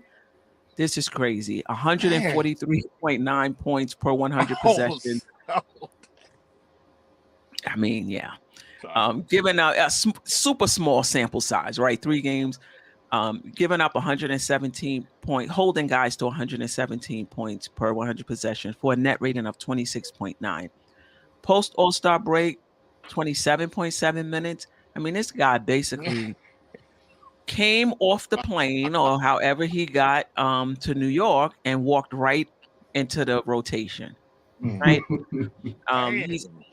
He's averaging, since the All-Star break, points are down, 8 points, 5.4 rebounds, 3.8 assists, still shooting 61.5% from the field, 50% from 3, only 60% from the free throw line, turning it over 1.8 times. Offensive rating 125.1, defensive rating 101.4 for a net rating of 24.5. Now, what Josh Hart does, it's just, it doesn't always show up in the stat sheet. And I was talking to Tony Kroll, shout out to Tony. He said, I said, during contract extensions now, I hope the Knicks ain't going by the numbers. And, I hope they know what he does goes beyond the stat sheet. And they know that. Talk a little bit about Josh Hart. I don't even know if there's any difference pre and post All-Star break in terms of his impact on this team. But talk about Josh Hart a little bit. We'll go from bottom to top this time. Wiz, your thoughts? I mean, what can you say, man? He's a game changer. Zero ego. You can look at, he has zero ego. It's all about team ball. And I mean, I can't even, those numbers look bizarre to me to see a player. I mean, obviously a free throw could work out a little bit. Other than that, I can't find a flaw that I want a guy. His assist went up. He went up by 1 minute, 7 seconds on playing time and went up over 1 assist. So 1 more minute, he's going to have another assist. So let's give him 12 more minutes. He'll be averaging 15 assists a game. It's just like, I'm just saying that he's a perfect, guy off the bench for us. Perfect. And I mean, I just watch him play way above his height, way above his size. He plays fast. He actually plays almost the speed that Grimes does when he gets the ball. He moves at that very high rate of speed. I mean, John Morant, like John, doesn't move at that speed as well, where his mind moves as fast as his body does, and they're both very quick. I'm just impressed. I did not see this in this guy. I've seen him before. I saw him at Villanova. I saw him in the ring, the championship, and I didn't see this game, and I'm just really impressed. I mean, nothing I can say about this guy, but I'm glad we have him, that he plays for us. Yeah. Spree? Yeah, I agree with everything that was just said. I mean, he adds toughness to our team on the wing that we don't have. He's very smart. I like that he can, when he gets the steals, he pushes the ball. He gives us transition. His defense is really good. He's a really good rebounder. I just think he's an all-around good basketball player that you want on your team in the playoffs. So I think he's fit. He fits perfectly for the role that we're giving him. I think Tibbs has a lot of decisions to make. It just gives him a lot of options at the end of games. We're gonna like analyze these playoff games when we get there, like who's fit. Like it just gives us so many options. But you could tell he's the type of player where if he can fit right in, like he just it didn't take take him that long at all. He just has that game that he's just a tough player. He is a Knicks 90s player. That's honestly, like, when I watch him play, he reminds me of like tough, no nonsense. He's just a high motor, great athlete. I don't know. I like him a lot. I'm not going to say I'm not going to get crazy. I just think he fits a really nice role. He's off the bench, and I'm happy he's on the team. No doubt. Nice. Yeah. Same thing that pretty much Spree was good, brother. Wiz just mentioned. I feel same thing as you said, Queen. It's a disservice that pretty much the league does to a player like Josh Hart, because pretty much everything that he does on court, you can add it on there, but it's just one of those that he's like a complete different story. If you watch him play and then you look at the stat, you'd be like, no, but there's something wrong. right. Like, That's all. He only had 5 points. Yeah, like you look at it and you'd be like, this should be through the roof. But you got that because the way that they do their analytic part, I understand. But he's special. He's special. Just like I said, Jalen Brunson is the glue. But this is a type of player that anybody throughout the whole league will love to have in their team, because having Josh Hart, haven't you seen that pretty much everybody is trying to give an extra inch on whatever they're doing? And I loved it. I love the acquisition. I love having him playing for the Knicks. I love having a player that's representing the Knicks in this way. And what better way than Josh Hart? Yeah, no doubt about it. Ajay? Yeah, so, and I'm going to chime in. I'm going to continue on with what everybody's saying. It's good to have somebody like that on the team. Like a guy who, I mean, he's, no pun intended, has heart.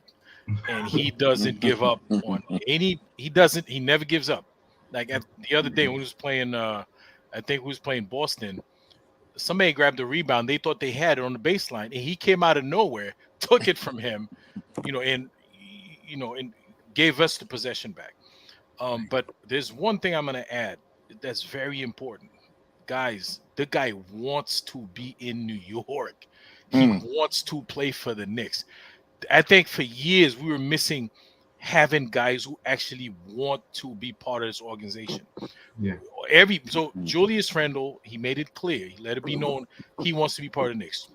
Jalen Brunson, obviously, that's a whole family thing with him. So, we know that. But now you got Josh Hart and RJ Barrett, all those guys, Immanuel Quickley, those guys, Obi Toppins, who's not getting a lot of minutes. He's not complaining because he wants to be in New York. This is very important. These guys, they give you that extra effort because they want to be part of this. They want to play here. That's very important. A lot of people shy away from it. Big guys like Kevin Durant, they don't want this smoke. They don't want none of this. But you have these little guys who want to be here. I think that counts for a lot. So yeah, we're definitely happy to have him on the team, and he makes a huge difference. Obviously, the numbers you have here, we can't really analyze him too much because it's the pre-All-Star, like he says, 3 games, and he had the first game, I think he had like 20-something points. Right. So the data is skewed a little bit. Right. But right now he's playing his game. So if he scores 8-10 points a game and give us like all these hustle plays, man, the hustle plays, they count for like 20 points easily. The extra possession he give us and whatnot. So yeah, definitely good to have him on the team, and it's going to make a huge difference come playoff time. So yeah. Yep. No doubt. Sometimes he looks like a cornerback picking off some of those plays. I'm like, is this football? Exactly. But you see, play baseball, play outfield, so you can actually see where the ball is going as well. Another thing I would say, if we actually rate Josh Hart the way he should be rated, he's 6th man of the year potential. So if they actually rate if he him, was here for the full season playing like this, I don't think you can argue with it. We could have 2 guys competing for the same. Next year, him and IQ both go 6th man of the year on the same team. That would be wild. Right. All right. So now let's talk about it. We've we went through those 4 guys, and feel free to add Hartenstein in there. I was sticking more Hart. I mean, I was sticking more with the wings. Going down the stretch, these 17 games, first round of the playoffs, who of these guys do you trust the most, or who do you think is going to be that consistent third option when they begin to key? Or do you just feel like it's not going to be any one person in particular? It's just going to be, it could be anybody on any given night. I think I'll jump in right away. Mhm. I think the person who's going to actually perform the best under the pressure is going to be Josh. I think the one who are going to try to give the opportunity to will be IQ. I don't know how he will react, because obviously he's not been in the position in the playoff spots to kind of really show what he got. But I think that we're going to give IQ as much opportunity as possible. But I think Josh is the one who, there's no question in my mind, under pressure, he's going to be the calming force no matter what. Something he's going to do that's going to say, that's what got us going. I think we're going to look back at most of the games we play, and if we needed someone to spark something, Josh will be the one to do something where you're like, that's what turned the tide if we needed it. That's my thought. Okay. And so you trust, well, let me ask the question the way I have it on the thumbnail, because there's different variations of this question. Let's start with who do you think you can count on the most down the stretch of this season? And you're saying Josh Hart, you can count on the most. Anybody else? There's we'll answer a few variations of this question. I'm gonna say IQ. I'm gonna say Immanuel Quickley. Okay. Josh Hart is gonna give you what he always gives you. Probably in the playoffs, the temperature goes up a little bit, and you expect all those guys to raise their level. But I think Immanuel Quickley, you can count on him, and I think he's probably one of the X factors of how far the Knicks can go, how deep they can go in the playoffs. That's one of the other variations of the question. But nice. Who would you count on? Who are you counting on the most down the stretch?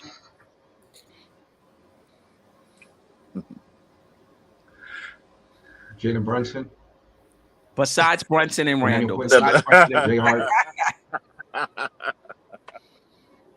And surprisingly, keep your eyes on these 2 players, Quentin Grime. But the one that's going to be making a huge impact is going to be Julius Randle. Something is telling me Julius Randle is going to pop, and a lot of people is going to be like, what type of Julius Randle is this? We ain't saw it last time when we saw him in the playoff, but it's basically because now he has a player or a teammate like Jalen Brunson that knows how it feels, how the moment feels. And now he could put you on the level head, like put you ease, telling you what you need to hear so that, hey, I'm back to earth. I know what I need to do. Right. Well, listen, I assumed already that Brunson and Randle are going to continue to play lights out. I'm just assuming that. However, things do get bogged down in the playoffs. Oh, yeah. Right. And so I want to know, who are we counting on other than those 2 guys down the stretch of this season and into the first round of the playoff? Who are you counting on? Yes. Queen, does it have to be one in particular, or I could say 2 people? You can say 2 people. Sweet.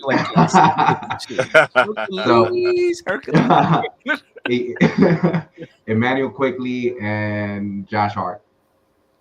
Who you counting on the most? Okay. Yes. Yeah. It's a perfect duel. Yeah. No doubt. I mean, that's my answer as well. Spree? That's my answer as well. But I would prefer and hope that RJ could give me more trust.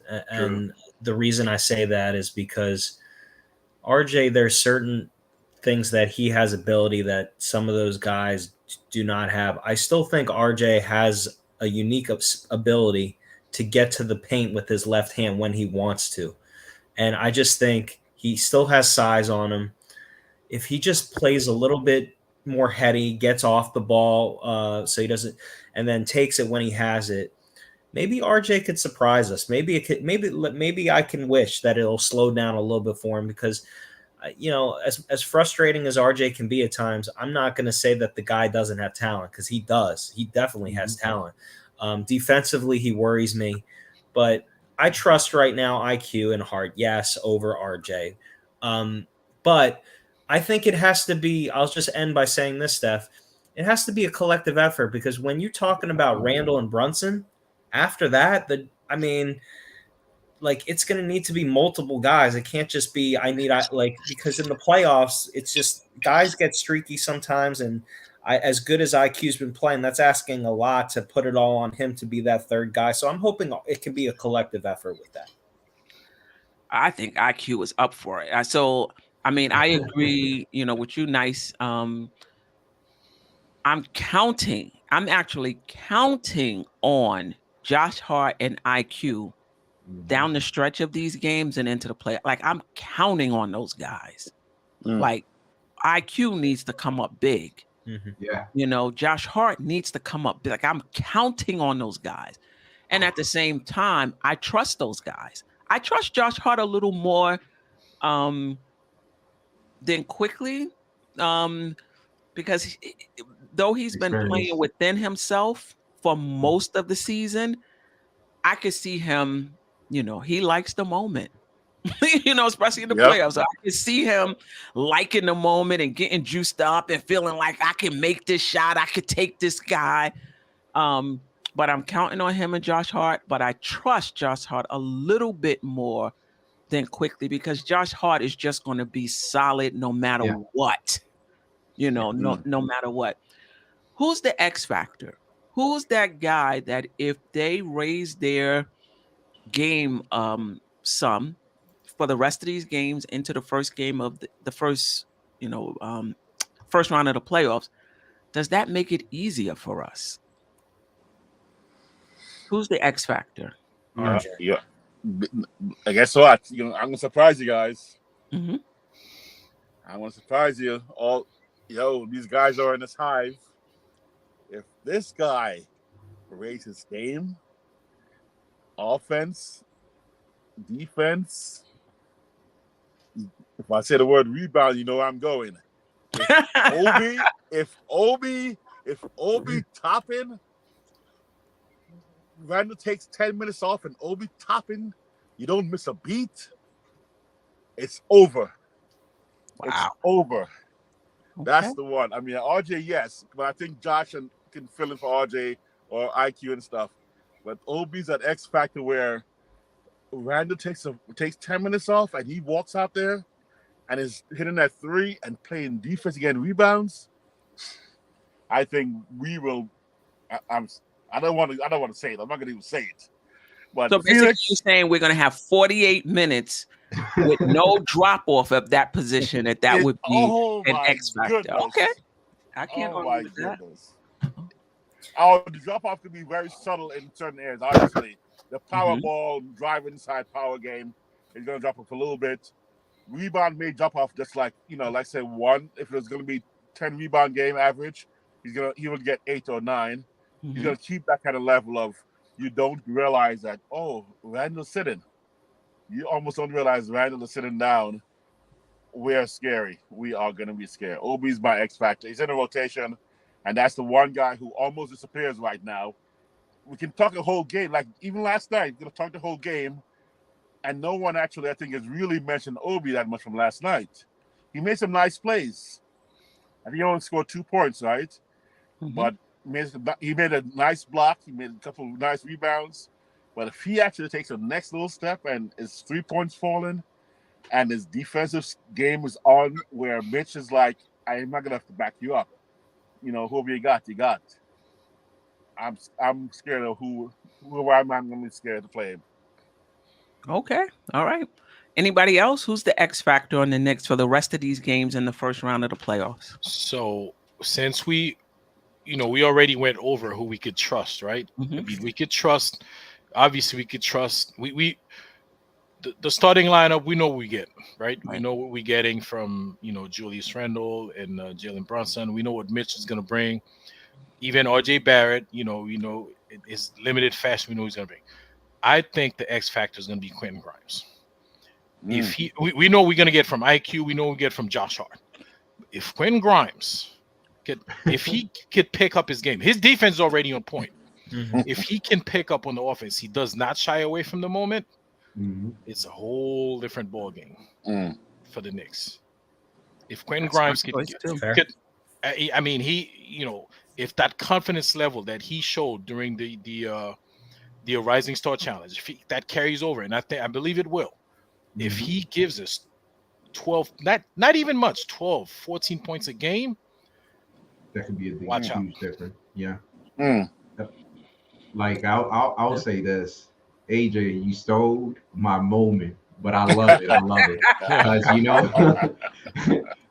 son, AJ, great mind thinks alike. I think that Quentin Grimes is the most complete player beside the main factors.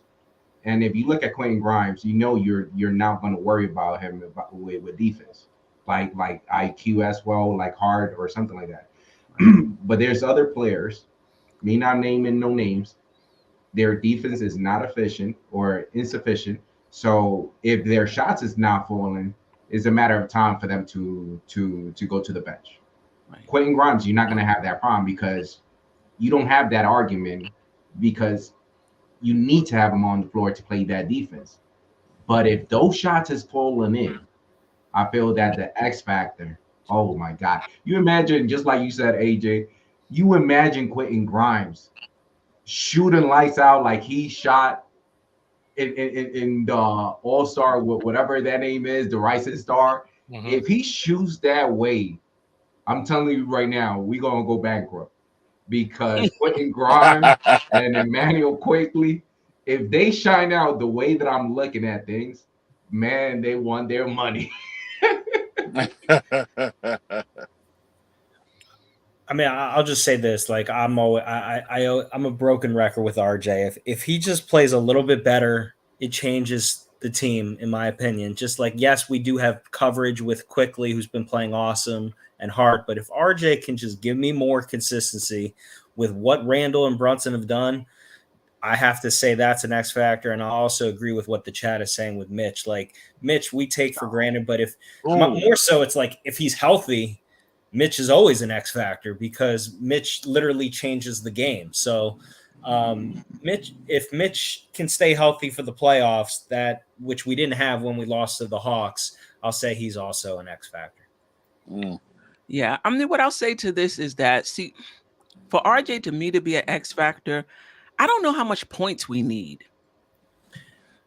We need catch and shoot threes. Yeah. So to me, if you're going to be an X factor, I need you to listen. What's the difference between Brunson taking his man off the dribble and RJ taking his man? Like, it's 2 points, even if both of them scores. But if you're hitting your catch and shoot threes, now you're creating space. Now they can't double team Julius Randle and Brunson, or if they do, they're going to have to pay. So if RJ Barrett is hitting his catch and shoot threes, then that's an X factor. That changes everything for the Knicks, right? Not just him getting to the basket and score. I mean, listen, yeah, it'll help. It's 2 points. It's going to help. I'd like him to get to the basket and then spray it with his left, because he can get to the left anytime he wants, but he just doesn't see it. He has tunnel vision. But if he changes it and just hits the open man, he too is. I hear you though. I mean, Grimes is very. He can do that. No. I'm not arguing. I'm not arguing with you that RJ could be an X factor. That's legit. That's legit. My choice is Grimes too. Grimes, yeah. But I don't know if I'm asking too much of a second-year player. See, that's the issue. And I think this is where Keith Turner is getting at, that we need an upgrade at the 2 and the 3. Because in his opinion, RJ's not playing well at the 3, and Grimes is inconsistent at the 2. So I hear you, Keith Turner. I get where you're what you're saying. I just don't think it's gonna I just don't think that upgrade is on our roster. Because if we move IQ to the starting unit, it creates problems, with the second unit. I think Grimes is an X factor, but it's asking a lot of a second-year player coming down the stretch where the Knicks are trying to get into the 4th seed, possibly even the 3rd seed. And in that first round of the playoffs, it's asking a lot of a second-year player. Yeah. We need you to hit your shots, particularly these threes, because that's going to give us more space, and that's going to make the opposition pay for doubling Randle and Brunson. We need you in your second year to make them pay. I mean, I think it's asking a lot. Asking a lot. No, so But Queen, it's actually He's not the asking a X lot. factor, in my opinion. Yes. Let me tell you, let's say first quarter, he hits 1 or 2 of those shots. Just that alone will change the game. True. That'll make a huge difference, because you got to remember, when they close out on him, 90% of the time he'll fly right by. So right now you already have a 5-on-4, and then whoever is under the basket, they have to leave their men to come cover him. That's when he get those assists. So just the first couple of, if he has 1 or 2 of them a game, it's open season. That's why it's a huge difference when he hits a couple of those. He doesn't even have to score 20 points. I'm telling you, 8, 10, 12 points make a huge difference for the other guys. Because they'll notice that Right. I mean, they already know he can they'll close out on him. He'll fly by, leave his defender, falling out of bounds or whatever they do when they fly, to try to block his 3, and then that opens it up for the other guys. That I was about to say, it has nothing to do with a player, but the X factor is going to be trust. But then again, now I see that Jalen Brunson is here. I don't know. Jalen Brunson changed Julius Randle and made him better. And all power to Julius Randle. Julius Randle, there's certain nights that you see that this mother flower, he's hot. Everything he's shooting is just bang, bang. And he sacrificed more points just to get other people involved. Same thing goes with Brunson. So I feel like that was one thing that I was very worried about 2 seasons ago, that whoever was hot, people on the court, they tend not to pass because everybody wants to have that moment. Oh, but he's shooting 3. I could shoot 3. I could shoot, but that we're not seeing that no more. So I take trust out. I feel like something, Steph, and everybody in the panel, man, I'm feeling good with this team, because they loving each other, they trusting each other, and man, what better team than this right now? Yeah. And now my backup, by the way, Queen, yes, is gonna come right into your wheelhouse. My backup X factor for the playoffs, Mr. A+, Tibbs.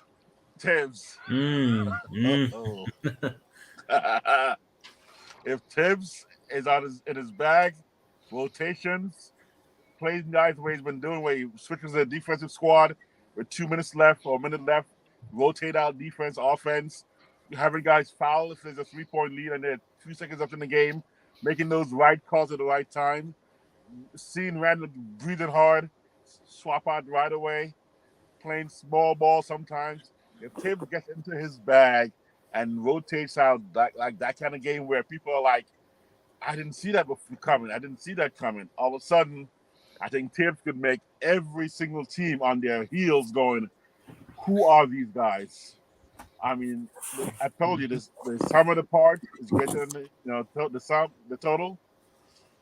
These parts put together the right way exceeds what this team is really capable of. So I think it could be an X factor that makes everybody look like, man, who are these guys coming at us? Full court press all the time? No, he's not doing it. Good luck with that. No. Good luck with that, Wiz. Let me tell you, Tibbs is Tibbs, and Tibbs is gonna be Tibbs in the playoffs too. Like, people are saying, "Oh, he's so much better." I don't really see how he's so much better. The players are playing better, and when the players are playing better, they make the coach look good. I've seen some little things here and there, but I don't see that much difference in Thibodeau. The team is winning because Randle is balling out, Brunson is balling out, guys are hitting shots. They have the chemistry now. I think that's why they win it. And when you look at the shot that Randle hit. This is what makes coaches look good. When you have players that like that time when we was playing the Brooklyn Nets and Irvin just came down and scored 21 points in the fourth, like that makes coaches look good. You know, like, oh, what's his name is doing such a great job. They've won 3 in a row. Yeah, because they got a player that can drop 21 in the fourth quarter. You know, so don't get me wrong. I think Tibbs, you know, and all coaches, you know, will be a factor. But this idea that Tibbs is going to win it for us because of, you know, Tibbs is going to be Tibbs, Wiz. He's going to, listen, 2 games ago, we were up 20 points. Obi still came out at the time he was supposed to come out, and Randle came back in. We were up 20. Same thing. That game we was blowing, I forgot who we was blowing out. Nets. 4 minutes to go. The starters were still in the game. You know, I know. We'll see. But those little things, I have noticed that. And listen, when you play a team 4 times in a row, you got to be able to make adjustments. They're making adjustments. You have to be able to make adjustments. That's the name of the game. Yeah. So that's what I'm looking for with Tibbs. Like, right. How are you adjusting to how they're playing Randle and Brunson? How are you adjusting? Right. You know? But you know something, guys? Steph and everybody at the panel. This is the funniest thing, look, because I had a bunch of people from New York calling me, oh, but you see Tibbs, he didn't adjust and this and this and that on yesterday game. And I'm like, dude, do you know what team he was playing? Like Miami Heat, they came out, they wanted to ball out. They wanted to defend. And I'm telling you right now, Miami team is one of those teams that, hey guys, if they come out the next day like they wanted to defend, believe me, they're gonna give a problem to anybody. It's not gonna be easy cake. So on the Boston one, now we could assess what's actually happened. Is their team actually know certain structure that we doing, and now they picking up on us on that end? But I doubt it, because there's not teams like Miami or Bucks like that when they want to defend. Yeah, no doubt about it. Yeah, I mean, I agree with Bill. NYK. Tibbs has more players to adjust with. You know, he has players he adjusts. Before, when people were talking about, oh, he needs to put this player in, he's playing these players because he didn't have players he trusts. He didn't trust McBride at that time. He wasn't trusting. He didn't trust those players. So for us, oh, you got so many players that you can play. You need to put them in. You need to.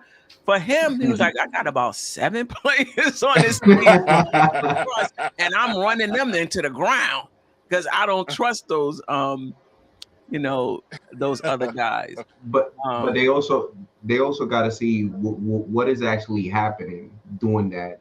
Is there other players not looking good? Because that was the same thing with Quickley.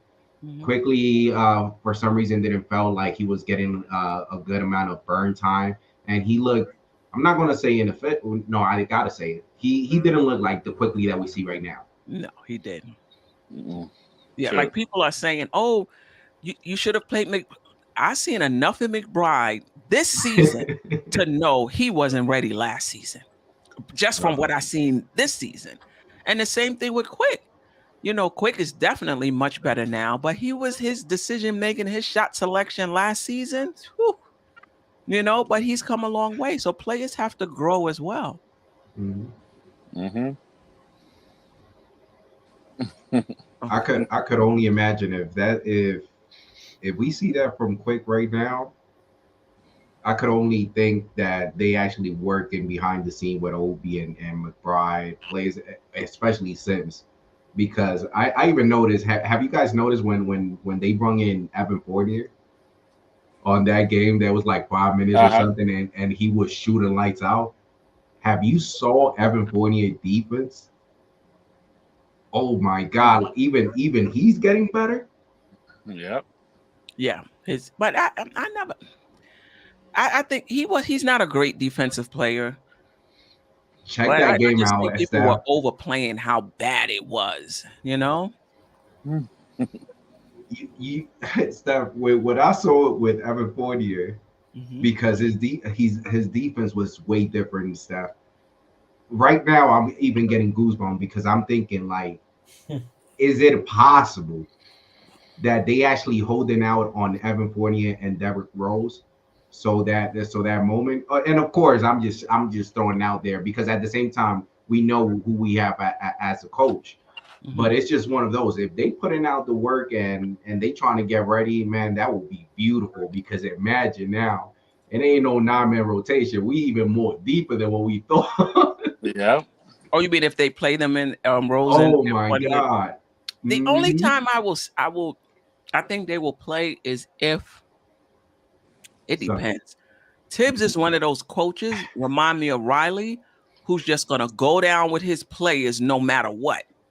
You know, but if the moment seems too big I don't think it will be for IQ or Grimes or somebody. Will he bring in a Rose or Fournier, or will he just go down with his players?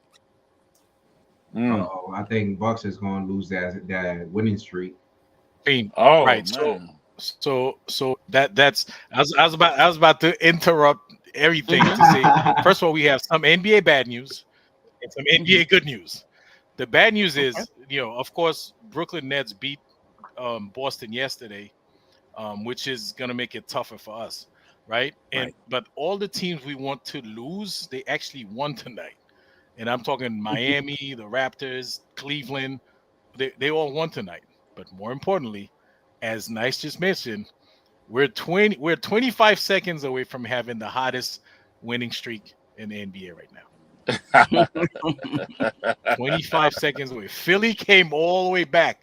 They're leading by 4 points right now. Wow. Yeah. Which is wow. Yep. Steph, I won't rule out Derrick Rose making a guest appearance in the playoffs. I'm never going to rule that out.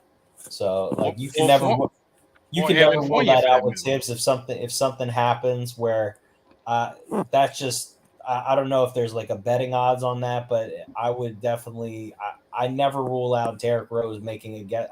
I hope that's not the case, because if it is, it's probably a desperate situation where none of those guys are doing what we need them to do. But Tibbs loves Derrick Rose, and things could get weird. Let me read this stupid chat before we get out of here, unless we have something else. Lloyd Barker Rock Jr. Hope I said that right. Appreciate you. Tomorrow I'm ready to punch those jump shooting fairies of Boston in the mouth again. They already received the message not to come into the paint against the Knicks. Let's go. I mean, listen, to AJ's point, they were up 28 against Boston and lost the game. Excuse me, against Brooklyn and lost the game. Now, they was going to be up for the Knicks anyway, because we beat them less than a week ago. Add to that, losing a 28-point lead to Brooklyn and losing. If the Knicks go into Boston tomorrow and win that game, oh my goodness. That's going to tell us even more about this team. Before we get out of here, your thoughts on tomorrow's game? I already told you yesterday. I mean, on Thursday, I already told you what I thought about that game. Why can't we believe we could beat Boston in Boston, even as desperate as they are? They're gonna come. Yeah, they're gonna come out the gate. Miami was desperate. Exactly. Yep. Miami was desperate. Yeah, it's a 48-minute game. The first 24 minutes, they're gonna be like, really energized and everything, and then it dies down, and then we just have to, the first wave of attacks, we just have to withstand that. We'll be all right. Yes, Robbie Williams is out tomorrow. We have a pretty good chance of winning that game tomorrow. Yep. By the way, Miami came out today and whooped Atlanta, because that game today was deciding that last spot there. So, Atlanta was going to take that spot from Miami. So they got woken up yesterday. Hopefully they're not awake for the time, and they played them again. They played two games in a row. I know. Atlanta and Miami, yeah. I was actually more worried about Miami's defense than Boston's defense. And so again, I'm seeing Grimes again. Yesterday is probably a wake-up call again for him because he saw what he could do the game before against the Nets.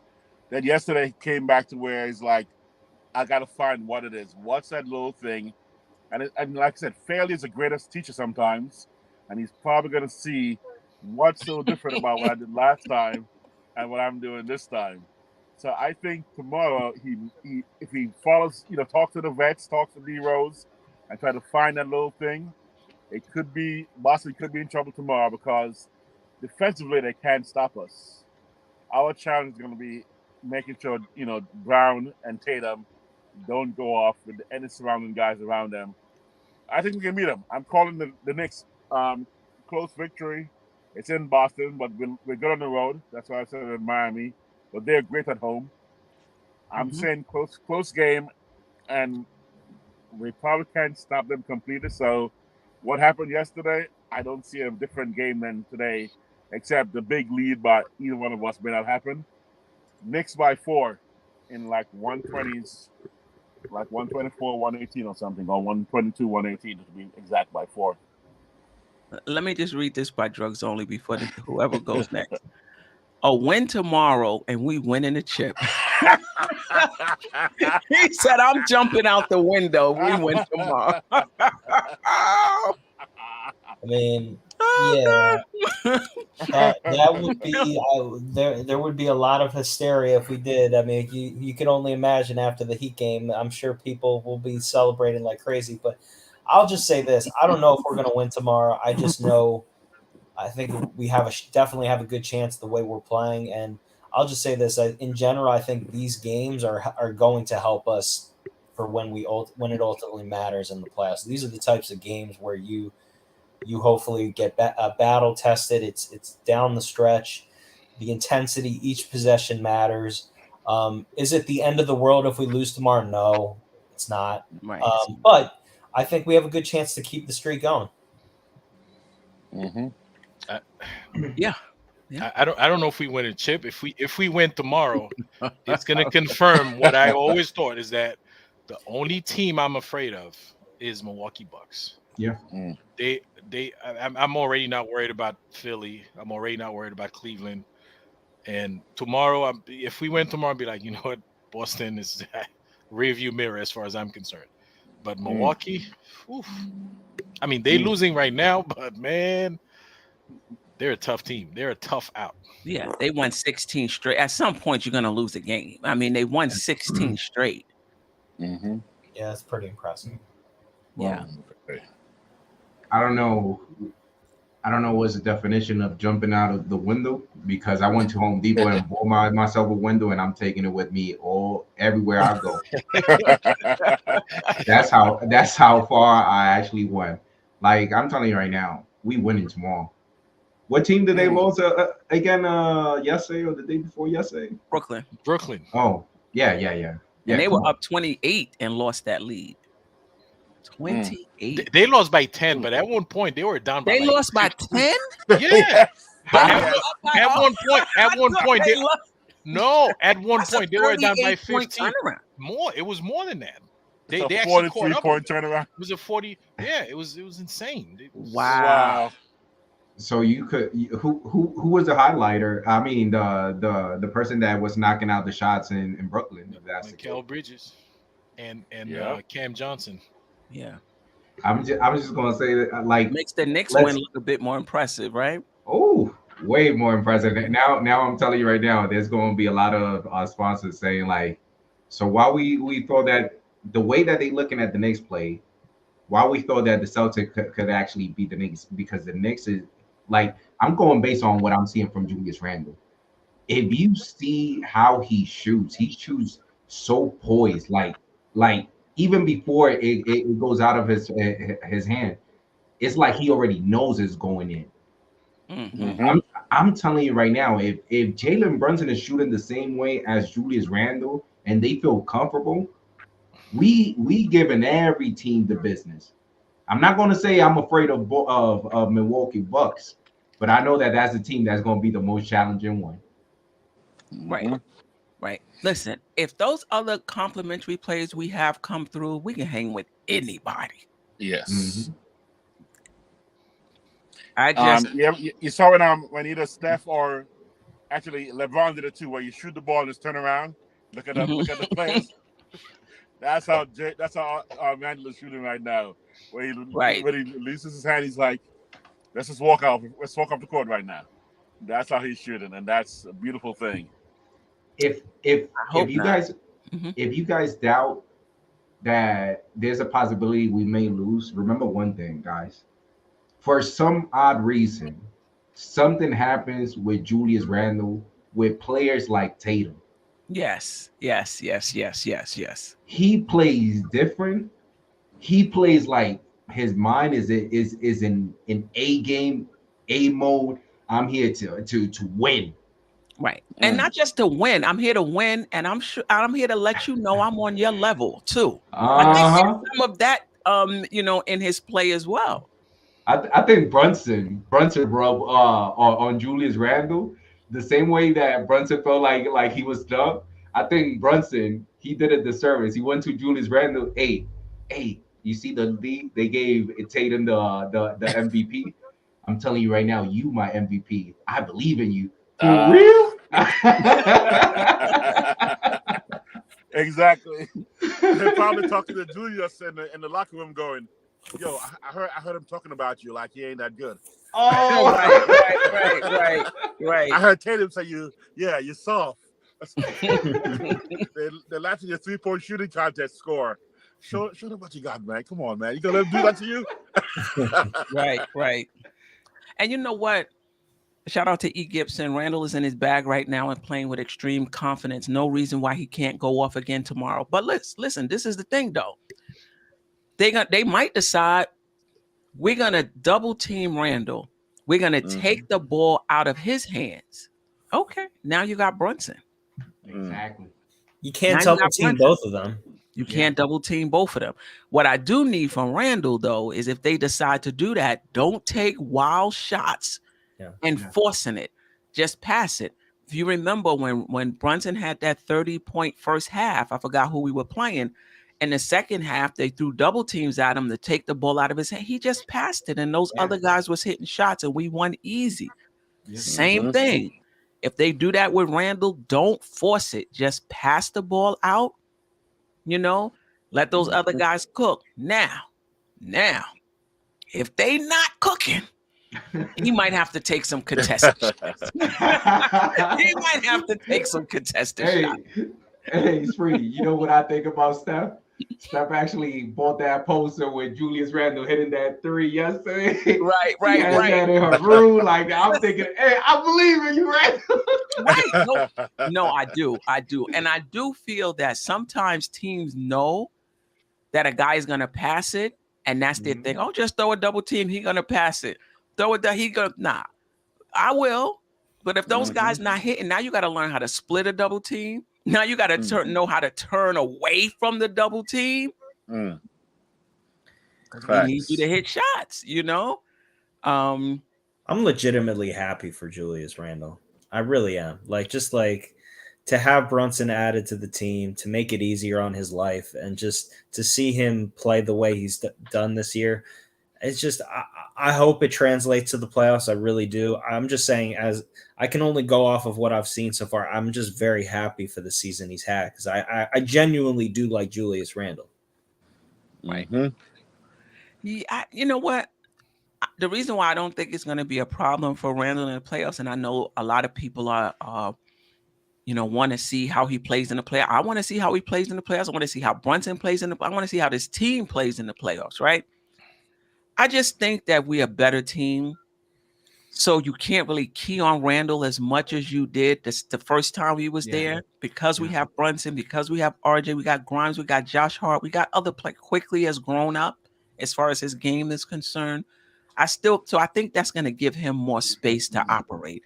That's why I'm not really that concerned about Randle or Brunson in the playoffs, But if those support guys don't come through, then teams are going to, they're going to crowd them, because we don't have to worry about those other guys. Queen, shout out to the fans in Miami, man, who was shouting, "Let's go Knicks, let's go Knicks." Yeah, I mean, it was really loud. It was really loud out there, man. That's I mean, we have a home court. We have a home court in Miami. We have a home court in Atlanta. We have a home court in DC. We have a home court in Orlando, and we have a Charlotte, New York. I mean, like we have a home court in genuinely Brooklyn. In, like, Brooklyn. Yeah. It's crazy. Yeah. How can you have more Knicks fans than the actual Nets fans showing up to their arena? Right. But at the same time, it's so easy because it's just 5 boroughs. You know, everything is just right there. Right. So Sixers won. Harden put up 38. What? Embiid 31 and Maxey 26. They are top heavy, that team. Oh yeah. Yeah. Because Tobias Harris only had 3. PJ Tucker had 2. Melton had 5. Niang had 16. Niang had 16. Right. They're not as deep as we are. Listen, they were down 12 points with like 6 minutes to go. And Milwaukee was playing well. I thought it was over, but they came back roaring. But when you have a team like Philly going up against a team that is on the streak, they know that they have talent as well, and they have that mindset that we want to be that team to break your streak. That's literally the same thing that's going to happen with the Knicks. Do you think that was coincidence that the Miami Heat played the way that they played yesterday, just because it was the Knicks? No, it's because the streak. You know how much publicity is going to be out there. Oh, Miami Heat beat the Knicks. Just because of the streak. Yep. Listen, we have to win tomorrow because we got the longest streak in the NBA. We got to keep it going. Right. Yeah, we got to hear Soup, Pablo, and appreciate you. Yes, smash that like button. I'm not looking. I know we got 126 in the chat. I'm not on Queen, Facebook. Let me see. I don't know 77 likes. 126, man. I don't know what these people are doing. Yeah. On Saturday night, the sacrifice. I know you guys love this because at least you appreciate it because you're sitting here with us, man. Come on, smash that like button. It's easy. Yeah, let's see if we can get to 100. We got 100. I know some people maybe not by their phones or what have you, or however you look. Maybe you're driving, so you can't hit the like button. But for those who are, get off at the next exit. 100. If you're on a highway, get off at the next exit. Smash that. Come on the smartphone, click the little X at the right side. Click that button, hit the live chat again. Come on, man. It's smash that like button. Some people don't know how to do it, man. That's why sometimes people don't know. Some people don't know how to do the smartphone exit the live chat and come back to it. Listen, YouTube got to get this thing to work with Siri. So you could just say, Siri, smash that like button. Exactly. I have a question to everybody in the panel and everybody in the chat. Out of all the teams that right now we looking forward to play against, which one is the one that intrigues you the most? I would love us to play Cleveland. I would like. I think it's just so many storylines, so much drama. Because we didn't get Donovan Mitchell and what have you. The Halliburton Brunson matchup. I love that. So that game is for March 31st. Yeah. That's the one that you're looking for. You mean in the playoffs? You're talking in the playoffs? No. From here before the playoff. Who am I looking forward to playing? Yeah, like the what is it? Like 17 more games that we have. Yeah, out of those 17 games, which one is the one that is intriguing you the most? The one that you really want to see? Oh, easy for me. Easy. I want to see Miami again. I'm just looking forward to facing those guys and watch them riled up after that beating last night. Especially maybe they're playing against Miami again, right? We play one at home, one at Miami again. Is that the rest of the season? Yeah. We have 2 more against Miami. Right. And it's a home and away? Yeah. I believe so, yes. So I want to go back to Miami. I want to go back to South Beach and bring Randall's talent back to South Beach. I want I to love see that I take. think we all agree with that. Buck Wallen in the Miami. That's what I said. Buck Wallen in Miami, in the place to be. That's what I'm with talking about. E. Gibson. That game at Cleveland late in the year could be huge. Oh yeah, It might determine who gets the 4th seed. that's gonna be sold out. That would be a That's- playoff game before the playoffs. It's a preview. It's a playoff preview. But Right. what I'm looking forward to is that West Coast trip. It's a Oh, good test. Kings, Oh, Clippers, good Lakers. test. Listen, That's it's the one. revenge. It's revenge against the LA teams and Portland. Okay, it's a good test for us to see where we at. You know Wow. that I wanted to get to that. I asked that question because I wanted to get to the same thing that AJ. Come on, Yeah. AJ, you taking everything my point. Nah, because listen, Like, I have those circles on on the calendar. I have them circled because I'm like that's gonna be a good test. man, To see where we're at. the only game that left a bad taste in my mouth was that Clipper game because I felt like that was a game that we yes. could have gotten, and just because of that, I did the same thing as you, AJ. I circled that one. Yeah, Circle, motherfucker, man, we're circle. gonna see you this day. Look, I Yeah. got the Clippers. I got the Lakers. We're supposed to win that Laker game. And Portland. You know why I got Portland? Because I don't know if you remember, Grant got like 100 foul shots. Yes, he that did. was like, He listen, did. He man, did. that's No three- rebounds. that's Yeah, like three- 1,000 points and no Yep. rebounds. That's Yeah. 3 revenge game right there. We have to win those 3 games. I don't know. And that Cleveland, that Clipper game was like the Miami game, Yes. Yeah. where Miami just knew they had it until Randall hit that shot. I just knew we Yep. had that game. Then they hit the shot and sent it And- into and- overtime, and that Oh Batum. man, that hurt. Nick Batum at the last second. That man. hurt. Yeah. right. He ain't hit a shot since then. You What know, was that? First day? Or something He like hit a that? shot before or after that. They only Oh, called the man. bitch hit that shot. okay. But that Portland game is going to be the 4th game of that road trip, man. That's going to be, if we can win that, the 4th game on a West Coast swing, and that means we got something special. I mean, that's like playoff caliber type mentality, and so I think that's going to be a true test right there. I mean, every game is fine from now on, but Portland, and the 4th game of a West Coast swing. Yep. I'm telling you, After man. facing the Kings. I love Fox though, man. Damn, that ball is bad. Then come to crypto.com back to back, Saturday, Sunday, in my neighborhood. I'm out here. I'm gonna be at both those games. I don't care if I'm in nosebleed, but I'm gonna be at both those games. I'm gonna keep that.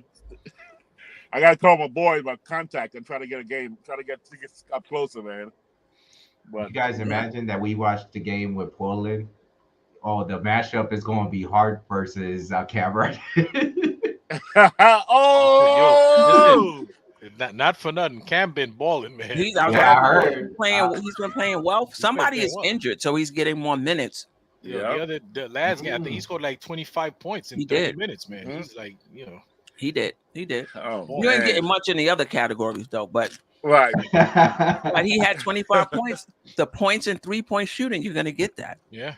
Now, one incentive for us, by the way, still, if the further we go in the playoffs, the worse the number 1 pick will be for them. So if we can get there to like the finals, and they get a 29th pick of the draft, that'll be the Cam trade. They'll have the 29th pick. So we gotta do well in the playoffs. So their draft pick looks worse and worse. As long as they don't draft for Draymond Green. And at the same time, hoping that Dallas don't do too bad. Exactly. Just bad enough. To get us. And even Washington. They haven't been playing that well since Kyrie got there, though. Yeah. Right. But they're still going to be they well enough to get the playoff, to get a play in. Because they're top 10 protected. So we just got to get them outside the top 10. Just don't be in the lottery that bad. Or be in the lottery like number 11 or 12. That's definitely going to convey. No, they're not doing that bad. I know they've been struggling a bit with Kyrie, but they're not struggling that bad. No, that draft pick is going to convey this year. We definitely get that. Yeah. I mean, it's top 10 But protected. I want They're not Washington's falling pick in also. They're 6. No, they're going to. Yeah. The I bottom want will have to Washington's drop pick out. also. If Washington makes the playoffs. With Kyrie, you never know. If Washington makes the playoff, we got their pick also.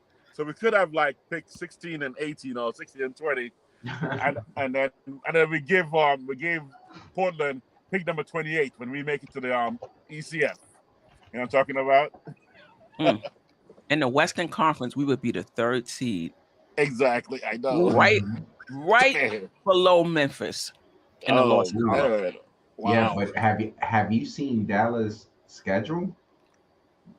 Oh my God! Listen, Utah Jazz, Grizzly, Pelicans, Grizzly. Forget that one. Forget that one. Grizzly again. Forget that one. Warriors, Pacers, Heat, Kings. I'm telling you right now, they might have. They might have. Hey, that pick is looking lovely right now. Right. Exactly. I mean, well, the Grizzlies, they're without Morant for at least 2 games. Could be more. Yeah, but how many games have Grizzly won without Ja Morant? Yeah, many last year. Yeah, but Trey Jones is injured too. Dylan and Clark is out for the season. He just tore his Achilles. But they're having some bad luck over there. Oh man. Haven't you noticed that it's every single time before the playoff, like something happens with that team? Well, shout out to D-Ras. I hope I'm saying the name right. Our next loss will come in the 2nd round of playoffs. What I'm talking about. Oh yes. There you go. There you go. All right. Anything else? And if not, any last words? Man, I want to see one of those guys, whether it's Grimes, IQ, or OB, go off tomorrow to put this scared living daylights out of everybody else. When they're like, you mean it's not just Brunson and Randle? We got to watch RJ, and we got to watch. That's what I want to see happen, where they put the fear of, of just really getting crushed when one of those guys go off tomorrow, to the point where they go, we got to watch everybody. We can't prepare for 2 guys anymore. And there's no Dublin, Brunson, and Randle. And that would happen in Boston. Is it televised? Is it national televised? Yeah, it's national TV tomorrow. Oh, baby. Which game is that? Boston. Tomorrow's Celtics game. I wanted an early game, but all right, 7:30. I'll have to live with it. It's on the 4:30. It's on the 4:30 my time. So it's right, 4:30 your time. Yeah. Any last words? Well, yeah. My last word. Also, shout out to the national media. The ESPNs of the world who pretend the Knicks didn't play last night. Who pretend the Knicks didn't have. They did have a good game. And what's that? There was a game. Oh, when we played Boston, right? I look at the top 10 plays. Somehow Mitch's block on Tatum did not make the top 10. Wow. Like, yeah, as if it. Oh yeah. Yeah, but they tend to prioritize dunks and things like that than defensive blocks. plays. Well, no, but Smart's block on Hartenstein on iHeart made it though. Oh, it did. Yeah. Okay. But not Mitch's block on Tatum. Okay. It's all good. It's all right. They whatever. So, that's why we got DopeSoulSports talk. Exactly. We got our own media. That's right.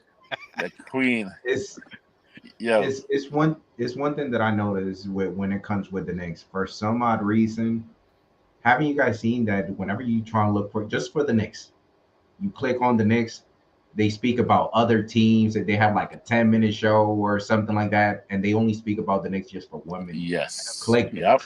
Click. Exactly. Yep. So I'm just gonna say this, and this will be my last word. Before anything, Steph, thanks for having me in your panel. Love the show. Love everybody in the panel. Love everybody in the chat. Just enjoy what you seeing, and I love when I see comments like the one that you just put out there. Like, we ain't gonna lose until the 2nd round. I love. At the end of the day, it's not that we being too optimistic. When we playing the way that we playing, we gotta feel unbeatable. We gotta feel like there's hope. We gotta feel blessed to be in the position that we at, because that's what we seeing. And if the next team is giving us that, why not enjoy it? Love it, cherish it. Don't wait until something happens and then you be like, oh, it would have been beautiful if this. Nah, just enjoy what you see right now and let's take it a day at a time. Yeah. And this win streak is not against bad teams. Nope. We're beating good teams on this win streak. Yep. And healthy teams too. Healthy. They're relatively healthy. It's not like they've been. I mean, and healthy yesterday's teams game. I mean, as when well. you have Tyler and Butler, and we still take him out, and just a little left in the third quarter, we could have crushed them, man, because we had them. We almost stole their heart yesterday. We almost grabbed it. They were that close to giving in, you know, because they were like, what, 43? What did we score in the first half? I mean, man, 71 points in the first half. I think we're ready, man. I think we're good. But again, Queen, man, Queen is always right. I gotta keep saying the Queen is always right. Even your A+ attempts was a little premature, but it was right. What do you give him No. now, It was right? it was for the first half of the season. It wasn't for the entire season. Mid-season but grade. How can it be premature? But you kind of knew that it was coming. You know why I say it's premature? Because he had room to improve. That's why I don't give A+. Because he improved slightly. But he's an A. He's an A. Wiz. Yes. You bring this up all the time. I know. Let me give my grade and you give your grade. It's okay. You can disagree. It hurt me. Okay, but for you, oh, I can't give an A+ because there's room for improvement. That's you. That's you. For me, you're always right, Queen. I can give an A+ if I want to give an A+. And I just came back to realize you're always right. Because even then you were right. I just didn't see that you were right. And I was blinded by some. But that time, it'll probably be a different grade at the end of the season. We'll see. A++, like you said in the comments. Might be an A++. If we make it to the second round, A+++. Right. Oh my God, you guys are sounding like Mike Breen yesterday, just like I said this morning. Double bang. Mike Breen. I never heard Mike Breen say it. Bang twice, and I think that he said it twice. Oh, you ain't heard me? Bang! Well, Queen, man, you make me. If I don't want to even get up at 5 a.m., 6 a.m. in the morning, I gotta hear Queen's recap. So I appreciate that. Listen. Yes, everything you do is on point. So thank you so much for the opportunity and for sharing the love and help me here on the East Coast and keep enjoying my Knicks, vicariously through you guys in the East Coast. So I want to thank you for all that, man. Thank you. Listen, thank you, Wiz. Nice. RJ, everybody in the chat. I'm having a good time. If you know anything about me, I only do what I enjoy and what's important. I don't do nothing else, and this is something that I enjoy. So in my free time, I'm like, maybe I'll go on tonight.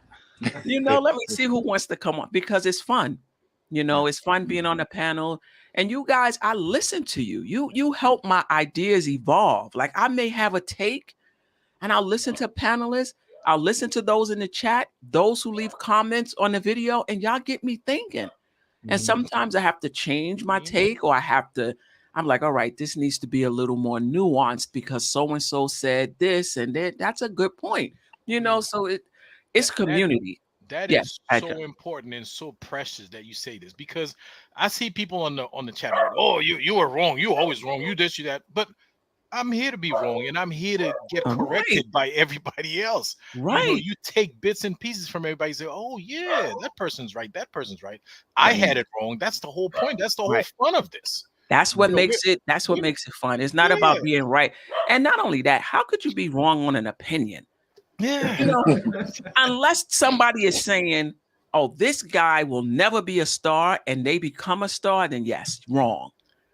But if you're saying, I don't like the way this guy is playing, he's playing like this, then the guy starts playing right. And then you hear people saying, oh, where's all the haters now? He's playing well. Right. He wasn't playing well at the time when I was killing him. There you go, Queen. On Thursday, remember the conversation we had on Thursday? I'm one of the people who wanted Thibodeau fired.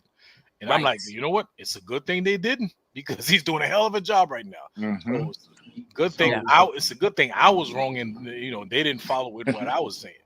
So one thing that you just said, Steph, and I really appreciate it, is that we need people like you, in the sense that it's open mind. You have to come in being open mind. It's not about you trying to prove that either you right or you wrong. It's about what am I getting out of here, or the conversation. There was one there was one time last year that a bunch of chat, they kept on saying Randall's garbage, Randall this, Randall that, and I remember that I had a conversation with my brother Shaw Legacy, and we went even further down into that. All right, so who's what? And I'm like, damn, you know something? I never even saw it that way. Yeah, the front office, they totally messed up, because just think about it. We ain't saw that type of Randall way with EP, and that was EP. So then Kemba Walker came in. Kemba Walker every single time asking for help. Randall now need to get out of his, man, and it's like it's frustrating. At the same time, we got to put ourselves in the other person's shoes. If I was Julius Randle, I would have been like, you know something, Knicks, just trade me. I don't want no part of it. And he didn't even made it worse than what it was. So we got to feel so blessed of having a player like that, that you know something, I'm just gonna keep my dirty laundry in my house. That's something with me and Knicks fan. We'll keep it in house. Nice. Yeah. And nice. Nice. They still saying, you know, in the offseason trade Julius Randle while his value is high. Oh my God. Still, I know. Well, I don't think they're saying it now. Are you hearing it now? I mean, I know earlier. Yes, right now. Yep. Wow. You will always have those type of people, because at the same time, once you have conversation stuff with other people, you could already understand where they're coming from. There's a lot of fans that they don't want to see either Julius Randle or Brunson progress, because they want to see that other person progress, and it's like, oh, but whatever he did is not good enough. Oh, but come on, man. At the end of the day, it's a team. No doubt. But 8 more RJ, likes. I want to say We had you're 92. If we could get 8 more likes, that'll put us at 100. So if you haven't, come on, people, hit that like. Matter of fact, let me hit it for myself. All right, you missed that stuff? By the way, I missed that. So here's the thing that should get us more likes. I'd like to, because you just admit that you were wrong. You were wrong about Tibbs. Mm-hmm. I'm about to make an admission right now. I've never been wrong.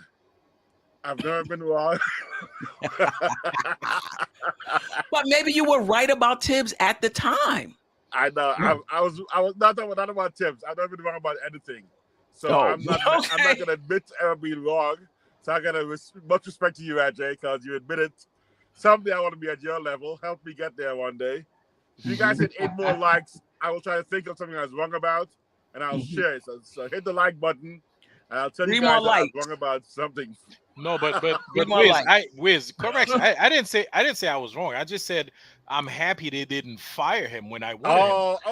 Okay. There's a difference because last year when I was calling for him to, to be fired, I thought he deserved to be fired. Good. Okay, good. That's what Queen said. Okay, see. Yeah, he was saying, Alec Burks was the best option at point guard. I mean, get this guy out of here. I thought you read. Okay. How many more likes we need? We need 1 more like. Oh, come on, baby. We got this. What? Yes. That was quick. And you better hit subscribe too. If you're not hit subscribe, man. We need to get a 2K. I want to see Queen be at 2023 before the year is out. She needs to match the year with the Knicks 50th anniversary. We got 100. Get there next year. We got 100. Yeah. I appreciate you guys. I will be on Monday morning for the for the recap. And listen, this is what I want to say. My last words is one of the reasons. There's a few reasons why I believe in this team. Obviously, Randle, Brunson, the way Quick is playing, Josh Hart. I just like the makeup of the roster. Mm-hmm. And you get to see what a coach can do when they have their type of players. Like they have a certain philosophy, agree with it or not, but they need their type of players to work their philosophy. And it looks like Tibbs has his type of players. And I think he always wanted to play 9. Tibbs is an 8-9 historically because he's from that Van Gundy, Riley tree. They don't really believe in playing a lot of players. 8-9 players. So when he was playing 10, I don't really think that was him. But when he was on that hot seat, he was probably like, you know what? Nah. I'm gonna do it my way. 48 to the bench, Rose. Appreciate what you've done to the like. No. But anyway, what makes me really believe in this team is who we've been beating. You look at the teams ahead of us. Philly with 2-2, Boston 2-1, Cleveland 2-1. We 0-3 against Milwaukee. We lost by 6, 5, and 4. Wow. Now that was before Chris Middleton. I think Chris Middleton, I don't even know if he's played in any of those games, and that was definitely before the 16-game winning streak. So Milwaukee is a different team, right? But the Knicks have beat good teams, and that's what makes me a believer in them going into the playoffs. And where we at right now, we might hit 50. Mm-hmm. We might hit 50 wins the way we're playing right now. You know? Anyway, I appreciate the panel. I appreciate the chat. Most of the chats. No, all of the chat. We don't have to agree. Just don't be disagreeable, right? We don't all have to agree until next time. Let me get my short extra. Let me see where we at. Yeah, until next time.